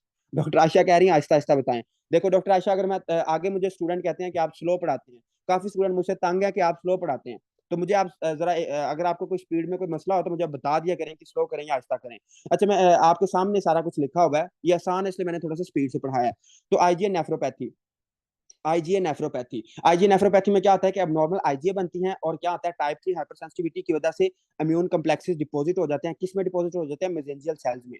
अब क्या होगा कि ये इट इज टाइप 3 हाइपरसेंसिटिविटी, ये एमसीक्यूज है कि टाइप 3 हाइपरसेंसिटिविटी की एग्जांपल बताएं तो that is your IgA nephropathy, it is perfect example of type 3 hypersensitivity. And इसमें डिपॉजिट किस में होंगे, फर्ज करो कि ये आपके क्या है, मेसेंजियल सेल्स हैं, तो इसके अंदर आपके क्या हो जाएंगे, डिपॉजिट हो जाएंगे क्या, आपके इम्यून कम्प्लेक्सेस, आपके इम्यून कम्प्लेक्सेस क्या हो जाएंगे, डिपॉजिट हो जाएंगे, इम्यून कम्प्लेक्सेस क्या हो जाएंगे, डिपॉजिट हो जाएंगे, और उसको हम कहते हैं आईजीए नेफ्रोपैथी। तो इसका क्वेश्चन आपसे किस तरह आएगा, आपसे क्वेश्चन इस तरह आएगा कि आपसे कहेगा कि यार एक बच्चा है, किस्मत का मारा हुआ, वो है चिल्ड्रन, वो बच्चा छोटा 7 से 8 साल का है, उसको क्या हुआ, उसको ना कुछ दिन पहले एक इन्फेक्शन हुआ, मतलब जीआईटी का इन्फेक्शन हुआ, उसको जीआईटी का इन्फेक्शन हुआ, जीआईटी के इन्फेक्शन के उसके 2 से 4 हफ्तों के बाद, ठीक है, 2 से 4 हफ्ते गुजरे ही थे कि उसको हिमाचूरिया स्टार्ट हो गया, उसको क्या हो गया, हिमाचूरिया स्टार्ट हो गया, और उसकी बॉडी में आईजीए क्या है, बहुत ज्यादा है। तो आप बताएं उसको क्या डिजीज है, तो उसको क्या है, उसको आईजीए नेफ्रोपैथी है, उसको क्या है, आईजीए नेफ्रोपैथी है। हाइपोकम्प्लीमेंटेनिया क्यों नहीं हो रहा इसमें, डॉक्टर काशिफ आप बिल्कुल सही कह रहे हैं कि इसमें हाइपर कम्प्लीमेंटीमिया क्यों नहीं हो रहा। तो मैं आपको बताता हूँ कि इसका ना, इसमें ना जो आपका कम्प्लीमेंट सिस्टम है ना वो एक्टिवेट नहीं होता। जो टाइप 3 हाइपर सेंसिटिविटी है ना, इसमें कुछ ऐसी डिजीजेज हैं जिसमें आपका कम्प्लीमेंट सिस्टम एक्टिवेट नहीं होता, लेकिन कुछ डिजीजेज ऐसी हैं जिसमें आपका कम्प्लीमेंट सिस्टम एक्टिवेट हो जाता है। तो पहले हम कम्प्लीमेंट सिस्टम को देखते हैं, फिर मैं आपको बताता हूँ कि इसमें क्यों नहीं होता। ठीक है, तो थोड़ा सा वेट करें। अच्छा, हम इस आईजीए नेफ्रोपैथी की आई होप कि आपको समझ आ चुकी है। उसके बाद हम आगे चलते हैं, और आगे हम चलते हैं, आगे हमारे पास बहुत एक आसान सी डिजीज है, दैट इज योर डीपीजी। ठीक है, डीपीजी, डीपीजी क्या है, diffuse diffuse proliferative glomerulonephritis, diffuse proliferative glomerulonephritis, DPG. DPG क्या होता है, तो डीपीजी ये क्या होता है, ऑफन ड्यू टू, ठीक है, it is often due to SLE. और अब मुझे कोई बताएगा कि यार एसएलई में, अगर आपसे कोई बंदा पूछे कि एसएलई में मौत की सबसे बड़ी वजह क्या होती है, तो एसएलई में मौत का सबसे बड़ा कारण क्या होता है, जल्दी बताएं, शाबाश। एसएलई में मौत का सबसे बड़ा कारण क्या होता है, yes doctor Tahreem, doctor Kashif और बाकी सब सही बता रहे हैं कि इसमें क्या होता है, जो किडनी फेल, ये बहुत इंपॉर्टेंट एमसीक्यू है यूएसएमएलई के हवाले से, कि एसएलई के जो मरीज होते हैं वो क्यों मर जाते हैं, क्योंकि उसकी किडनी फेल हो जाती है। तो जो आपकी डिफ्यूज प्रोलिफरेटिव ग्लोमेरुलोनेफ्राइटिस है ना, इसको हम थोड़ा सा पहले समझते हैं। देखो, कल हमने एक लफ्ज पढ़ा था, फोकल। फोकल में मैंने क्या कहा था कि फर्ज करो आपकी एक ये चीज है ना, एक दायरा है, अगर ये हाफ से कम खराब हुआ है, ठीक है, अगर ये हाफ से कम खराब हुआ है, मतलब लेस देन 50% खराब हुआ है, तो उसको हम कहते हैं फोकल। लेकिन अगर एक दायरा है और वो क्या है, अगर वो ज्यादा, हाफ से ज्यादा खराब हो गया है, हाफ से ज्यादा खराब हो गया मतलब कि मोर देन 50% खराब हुआ है, तो इसको हम कहते हैं डिफ्यूज, इसको हम क्या कहते हैं, डिफ्यूज। तो इसका इस पूरी लाइन का मतलब ये है, डिफ्यूज। डिफ्यूज का मतलब होता है कि पूरा पूरा जो आपका सेगमेंट है वो मोर देन आधे से ज्यादा सेगमेंट खराब हो चुका है। प्रोलिफरेटिव का मतलब होता है हाइपर सेलर, कि आपकी सेल्स की ग्रोथ बहुत ज्यादा हो रही है। और ग्लोमेरुलोनेफ्राइटिस का क्या मतलब है कि आपका जो ग्लोमेरुलस है उसकी इन्फ्लेमेशन हो चुकी है। अब हम इसको समझते हैं कि यार इसमें होता क्या है। तो इसमें जो आपने चीजें याद रखनी है वो ये है कि it is often due to SLE, DPGN and MPGN often present as nephritic and nephrotic syndrome. अब देखो, इसमें दो डिजीजेज आती हैं, डीपीजी, ठीक है, डिफ्यूज प्रोलिफरेटिव ग्लोमेरुलोनेफ्राइटिस, प्लस एमपीजीएन, ठीक है, एमपीजीएन। एमपीजीएन अभी हम पढ़ते हैं, मेम्ब्रेनो प्रोलिफरेटिव ग्लोमेरुलोनेफ्राइटिस। आपने एक चीज याद रखनी है, आपसे अगर कोई बंदा पूछे ना कि यार एक मरीज है और उसको ग्लोमेरुलस की इन्फ्लेमेशन भी हुई है, लेकिन उसमें जो प्रोटीन यूरिया है, देखो मैं इधर लिखता हूँ, उसमें क्या है, उसमें इन्फ्लेमेशन भी है, ठीक है, उसमें इन्फ्लेमेशन ऑफ ग्लोमेरुलस भी है, लेकिन उसमें जो प्रोटीन यूरिया है, उसमें जो प्रोटीन यूरिया है वो क्या है, प्रोटीन यूरिया क्या है, मोर देन 3.5 है। तो अब तो आप परेशान हो जाओगे कि यार ये तो सर ने हमें गलत बता दिया था कि इन्फ्लेमेशन तो हमें नेफ्रिटिक में होती है और प्रोटीन यूरिया तो हमें नेफ्रोटिक में मिलता है। लेकिन इन दोनों डिजीजेज में हमें क्या मिल रहा है, इन दोनों डिजीज में हमें मिक्सचर मिल रहा है। तो अगर आपको दोनों सिंड्रोम्स का, नेफ्रोटिक और नेफ्रिटिक सिंड्रोम का मिक्सचर मिल रहे, तो इसको हम कहते हैं नेफ्रिटिक, इसको हम क्या कहते हैं, nephritic plus nephrotic, nephrotic nephrotic syndrome. और इसकी टू एग्जांपल्स हैं, इसकी टू एग्जांपल कौन कौन सी हैं, diffuse proliferative glomerulonephritis and membranous proliferative glomerulonephritis, इसकी टू एग्जांपल हैं। अब हमें यह पता चल गया कि यार डिफ्यूज प्रोलिफरेटिव ग्लोमेरुलोनेफ्राइटिस में क्या होगा कि हमें नेफ्रिटिक के साइंस भी मिलेंगे और नेफ्रोटिक के साइंस भी मिलेंगे। अब हम इसके ना थोड़ा सा देखते हैं। अच्छा, डिफ्यूज में हम देखते हैं कि यार जो एल एम है, जो हमें ये लाइट माइक्रोस्कोप है, इस पे हमें क्या मिलेगा। तो जो आपने याद रखना है, जो जो एस एल ई का होता है ना, एस एल ई वाला, इसमें आपको क्या मिलता है, वायर लूपिंग ऑफ कैपिलरीज। ये इस सिर्फ आपने फाइंडिंग याद रखनी है कि जो कैपिलरीज होंगी वो एक लूप की तरह होंगी, ठीक है, जिस तरह एक वायर लूप बना रही होती है, wire looping of capillaries, wire looping of capillaries. इस तरह वो क्या बना रही होंगी, वाइड लोब बना रही होंगी। और इसके अलावा जो इसमें आपको इम्यूनोफ्लोरेसेंस मिलेगा वो क्या मिलेगा, ग्रैनुलर मिलेगा। ठीक है, ग्रैनुलर मतलब कि ये फर्ज करो कि ये आपकी क्या है, बेसमेंट मेम्ब्रेन है ना, तो इसमें आपको बहुत ज्यादा इस तरह दाने से मिलेंगे। ठीक है, बहुत ज्यादा ग्रैनुलर मिलेंगे, काफी ज्यादा दाने मिलेंगे, तो इसको हम कहते हैं ग्रैनुलर। तो इम्यूनोफ्लोरेसेंस इसमें आपको ग्रैनुलर मिलेगा। लाइट माइक्रोस्कोप पे आपको क्या मिलेगी, वायर लूपिंग ऑफ कैपिलरी मिलेगी। लेकिन जब आप उसका इलेक्ट्रॉन माइक्रोस्कोप के नीचे देखोगे तो आपको क्या मिलेगा, आपको क्या मिलेगा, आपको मिलेगा सब एंडोथीलियल। ये बहुत बहुत अहम बात है। देखो अभी तक हमने पढ़ा है सब एपिथेलियल, लेकिन फर्ज करो कि दिस इज योर कैपिलरी। ठीक है, ये क्या है, कैपिलरी है। और इसके फर्ज करो कि दिस इज एंडोथीलियम। ठीक है, दिस इज एंडोथीलियम, ये क्या है, एंडोथीलियम है। और ये क्या है, this is your glomerular basement membrane. अब आपने क्या याद रखना है कि जो आपकी डीपीजी है, जो आपकी डिफ्यूज प्रोलिफेरेटिव ग्लोमेरुलर नेफ्राइटिस है, it is also type 3 hypersensitivity. इसमें ये जो आपके जो कम्प्लेक्सेस होते हैं ना, इसको मैं और कलर से बना देता हूँ।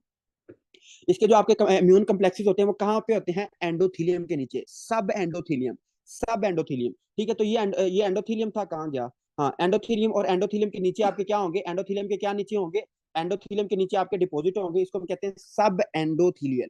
ठीक है, इसको आपने कंफ्यूज नहीं कर देना सब एपिथेलियल। सब एपिथेलियल क्या थे, बिलो पोडोसाइट। सब एंडोथीलियम क्या है, बिलो एंडोथीलियम, बिलो कैपिलरीज। ठीक है, तो सब एंडोथीलियम इलेक्ट्रॉन माइक्रोस्कोप में क्या मिलेंगे, सब एंडोथीलियम, सब एंडोथीलियल डिपॉजिट, सब एंडोथीलियल डिपॉजिट्स मिलेंगे। और इसमें आपको क्या मिलेगा, सब एपिथेलियल और इंट्रा मेम्ब्रेनियस। मतलब कि मेम्ब्रेन के अंदर भी, देखो फर्ज करो कि ये मेम्ब्रेन है ना, तो मेम्ब्रेन के अंदर भी आपको कुछ मिलेंगे, सब एंडोथेलियल भी मिलेंगे और आपको सब एपिथेलियल भी मिलेंगे। मतलब हर जगह पे आपको क्या मिलेंगे, आपको डिपॉजिट ही डिपॉजिट मिलेंगे। इसलिए हम इसको कहते हैं, हमें जो इम्यूनोफ्लोरेसेंस है वो ग्रैनुलर मिलता है। अच्छा, और इसमें क्या मिलेगा, उसमें आईजीजी होगा based once you open with C3 deposition. Yes, इसको हम थोड़ा सा समझ लेते हैं। देखो इसमें क्या क्या होगा, इसमें ना आपको एक तो इसमें मिलेगा आईजीजी। जो आपको इम्यून कम्प्लेक्स है ना, वो किससे मिलके बना होगा, आईजीजी से मिलके बना होगा, आईजीजी एंटीबॉडी से। प्लस उसमें क्या होगा, उसमें C3 बहुत ज्यादा होगा। ठीक है, उसमें क्या होगा, C3 क्या होगा, बहुत ज्यादा होगा। C3 क्या होगा, C3 भी काफी ज्यादा डिपॉजिट हुआ होगा। चूंकि जो आपका C3 है वो यहाँ पे डिपॉजिट हो चुका है, C3 आपका यहाँ पे डिपॉजिट हो चुका है, तो आपके ब्लड में क्या हो जाएगा, हाइपो। ठीक है, हाइपो आगे ये टर्म मेरे जहन से निकल गई है, हाइपोकम्प्लीमेंटीमिया। हाइपोकम्प्लीमेंटीमिया मतलब कि आपके ब्लड में कंप्लीमेंट सिस्टम की कमी हो जाएगी, मतलब कि हाइपो C3 के C3 की आपके ब्लड में कमी हो जाएगी। तो ये बहुत इंपॉर्टेंट एमसीक्यू है यूएसएमएल के हवाले से, कि डीपीजी में कि आपको क्या होता है, C3 आपकी बॉडी में कम हो जाता है। क्यों कम हो जाता है, क्योंकि जो C3 है, जो ब्लड में था, वो कहाँ पे सारा डिपॉजिट हो रहा है, आपकी किडनी में डिपॉजिट हो रहा है, इसकी वजह से आपके ब्लड में कमी हो जाती है। ठीक हो गया, तो ये इसकी एक फाइंडिंग है इलेक्ट्रॉन माइक्रोस्कोप की। हम आगे चलते हैं और आगे हम बात करते हैं कि ये जो डीपीजी है, it is nephritic nephrotic syndrome, ये मिक्सचर है। लेकिन इसके साथ हमने एक और डिजीज पढ़ी है, दैट इज योर MPGN। ठीक है, membrano proliferative glomerular nephritis. Membrano proliferative glomerular nephritis, इसमें क्या होता है, इसको थोड़ा सा आपने गौर से समझना, बहुत आसान है, बहुत आसान है ये। देखो कैसे आसान है, फर्ज करो मैं दोबारा डायग्राम बनाता हूँ, दिस इज योर कैपिलरी। ठीक है, ये क्या है, ये आपकी कैपिलरी है। ठीक है, और ये क्या है, इसमें एंडोथीलियल सेल्स हैं, ये क्या है, एंडोथीलियल सेल्स हैं। और दिस इज योर मेम्ब्रेन। और ये क्या है, this is your Bowman capsule. ऐसे ही है, this is your Bowman capsule. अब इसमें जो चीजें आपने समझनी है, जो आपको भूल जाएंगे, इसलिए आपने अपनी बुक पे इस तरह डायग्राम एक बना के उसको लिख लेना है। अगर तो देखो मैं इसको रेड से लिखता हूँ ताकि आपको ज्यादा समझ आ सके। अगर तो इम्यून कम्प्लेक्स, अगर तो इम्यून डिपॉजिट, जो इम्यून डिपॉजिट है, अगर तो इम्यून डिपॉजिट कहाँ पे जमा होते हैं, बिलो एंडोथीलियम। ठीक है, बिलो एंडोथीलियम डिपॉजिट होते हैं। अगर तो immune complex below endothelium deposit होते हैं, तो इसको हम कहते हैं टाइप 1। इसको हम क्या कहते हैं, टाइप 1 MPGN। Type 1 MPGN। लेकिन अगर यही जो इम्यून कम्प्लेक्सेस हैं आपकी मेम्ब्रेन के ऊपर, बिल्कुल मेम्ब्रेन के अंदर इंट्रा मेम्ब्रेनियस एक्यूमुलेट होते हैं, तो इसको हम क्या कहते हैं, इसको हम कहते हैं टाइप 2। इसको हम क्या कहते हैं, टाइप 2 कहते हैं। इसको हम क्या कहते हैं, टाइप 2।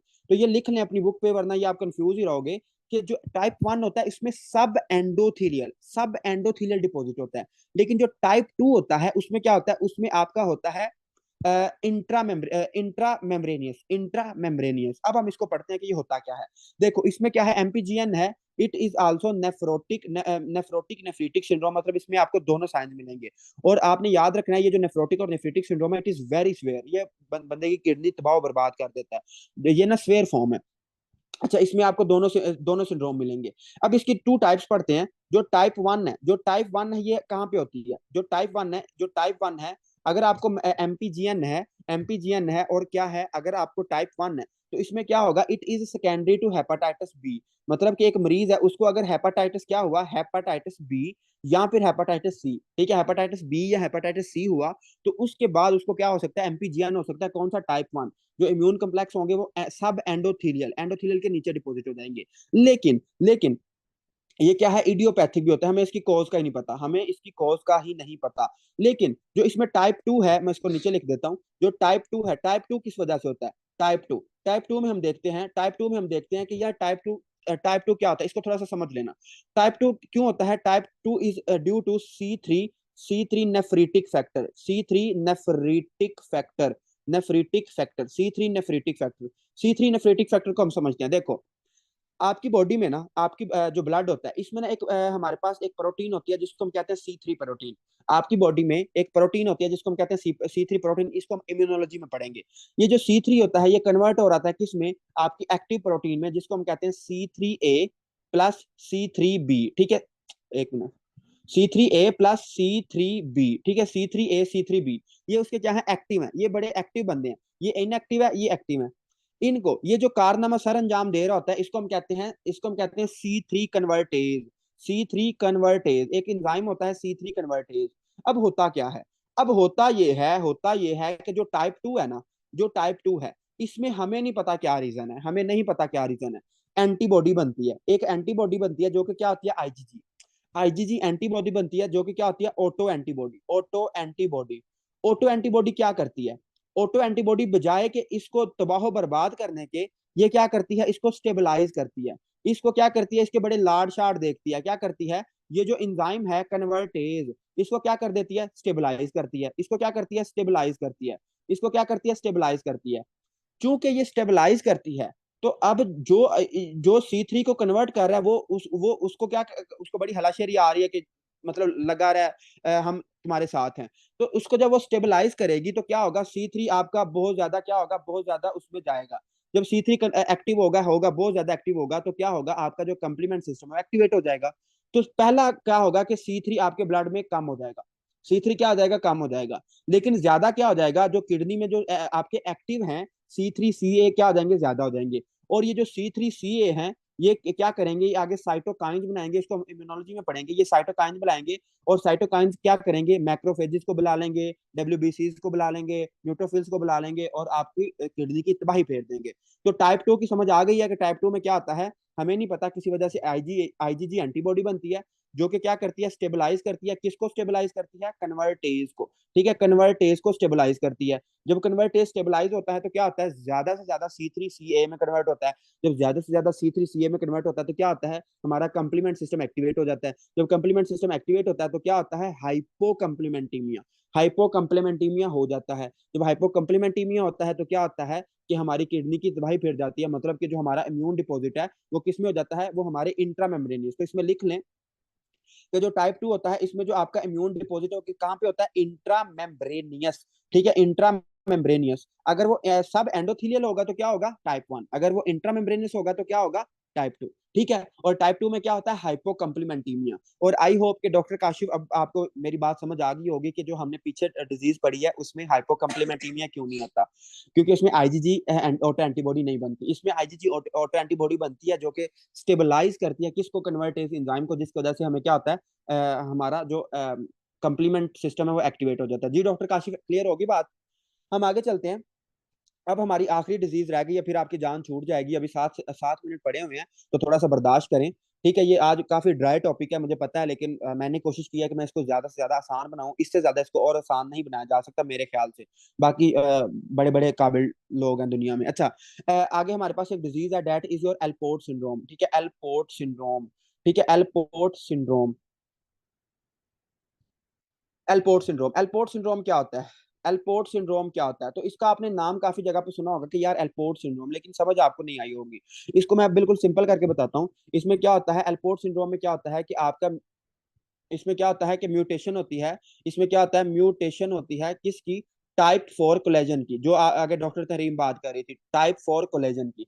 टाइप 4 कोलेजन की क्या हो जाती है, म्यूटेशन होती है। और आपको पता होना चाहिए ये जो टाइप 4 कोलेजन है, ये टाइप 4 कोलेजन ये कहाँ कहाँ पे होता है, ये हम बायोकेम में भी पढ़ेंगे। जो बायोकेम में ना आपके लिखे हुए हैं टाइप 1, टाइप 2, टाइप 3, टाइप 4, 4 तरह के आपके कोलेजन होते हैं। जो टाइप 4 कोलेजन होता है ये सबसे ऊपर किस में होता है? आपके कानों में होता है। ठीक है, जो आपके कान है इसमें टाइप 4 कोलेजन होता है। और कहाँ पे होता है? और आपके होता है जी आंखों में। ठीक है, आईज में होता है। ठीक है, आईज में होता है। और कहाँ पे होता है? और आपकी जो माशाल्लाह बेसमेंट मेम्ब्रेन है, ग्लोमेरुलर बेसमेंट मेम्ब्रेन, उस वो किससे मिलकर बनी होती है? टाइप 4 कोलेजन से मिलकर बनी होती है। तो जाहिर बात है, जब आपको क्या होगी? म्यूटेशन होगी किसकी? टाइप 4 कोलेजन की। तो क्या होगा? आपके कान भी खराब हो जाएंगे, आपकी आंखें भी खराब हो जाएंगी, और आपकी किडनी भी खराब हो जाएगी। ठीक है, तो इसको हम थोड़ा सा पढ़ लेते हैं कि आपकी बुक ने क्या लिखा हुआ है। उसने ये लिखा हुआ है कि इरेगुलर थिनिंग एंड स्प्लिटिंग, मतलब कि जो आपकी ग्लोमेरुलर बेसमेंट मेम्ब्रेन होगी ना, ग्लोमेरुलर बेसमेंट मेम्ब्रेन, वो क्या होगी? इरेगुलर होगी। ठीक है, वो क्या होगी? इरेगुलर होगी। और क्या होगी? थिन होगी, या वो थिक भी हो सकती है। मतलब कि वो ना अब नॉर्मल सी होगी, क्योंकि उसमें म्यूटेशन है। तो अब जब वो अब नॉर्मल सी होगी तो आपको क्या हो जाएगा? Allport syndrome. जब आपको अल्पोर्ट सिंड्रोम होगा तो आपको क्या होगा? आपको नेफ्रीटिक सिंड्रोम होगा। अब हम इसको देखते हैं कि अच्छा यार इसमें प्रॉब्लम क्या क्या आएंगी। तो आपने इसमें याद रखना है, it is x linked recessive, और एक एक्स लिंक्ड डोमिनेंट है। एक्स लिंक्ड डोमिनेंट है, एक्स लिंक्ड डोमिनेंट डिजीज है। इस it is x linked dominant disease है। और इसमें इसमें जो मरीज होता है, ना वो बेचारा कुछ सुन सकता है, ना वो देख सकता है, और ना वो चैन से वॉशरूम यूज कर सकता है। मतलब कि आपकी फर्स्ट एड वाले ने बड़ा प्यारा सा निमोनिक लिखा हुआ है, कांट सी। ठीक है, कांट सी, जो एल्पोर्ट सिंड्रोम का पेशेंट होता है, ना वो कुछ देख सकता है, ना वो कुछ सुन सकता है, कांट हेयर। ठीक है, can't hear and can't P. ठीक है, वो पेशाब भी नहीं कर सकता, वो सुन भी नहीं सकता, और वो देख भी नहीं सकता। तो वो कहता है कि इससे अच्छा है कि मैं मर ही जाऊं। ठीक है, तो एल्पोर्ट सिंड्रोम का मरीज बेचारा बहुत ज्यादा तंग होता है। Can't see, can't P and can't hear. ठीक है, can't see, can't P and can't hear. ठीक है, तो ये चीजें आपने याद रखनी है एल्पोर्ट सिंड्रोम के बारे में, कि एल्पोर्ट सिंड्रोम में आपको 3 चीजें आती हैं। इसमें उसने लिखा हुआ है कि ग्लोमेरुलर नेफ्राइटिस होता है, सेंसोरो यूरिली डेफनेस, मतलब कि उसको बहरापन होगा, वो सही तरह सुन नहीं पाएगा।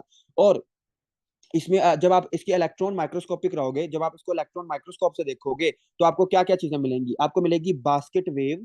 ठीक है, बास्केट वेव अपीयरेंस। ठीक है, basket weave appearance due to irregular thickening of glomerular basement membrane. मतलब कि जो आपकी बेसमेंट मेम्ब्रेन थी, अगर वो रेगुलर थी, तो वो क्या होगी? वो इस तरह ना उल्टी टेढ़ी मेढ़ी सी होगी, मतलब उल्टी पुल्टी होगी।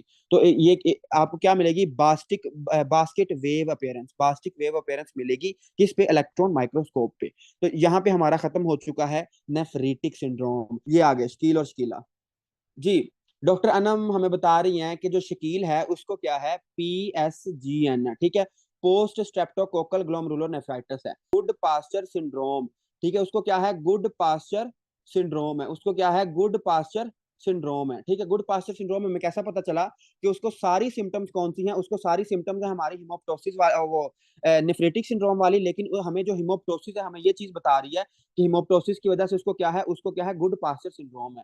ठीक है, तो ये 2 क्वेश्चन मैंने आपको बताए थे, और आप में से मोस्टली स्टूडेंट इसका आंसर कर रहे हैं, तो मतलब कि समझ आ चुकी है।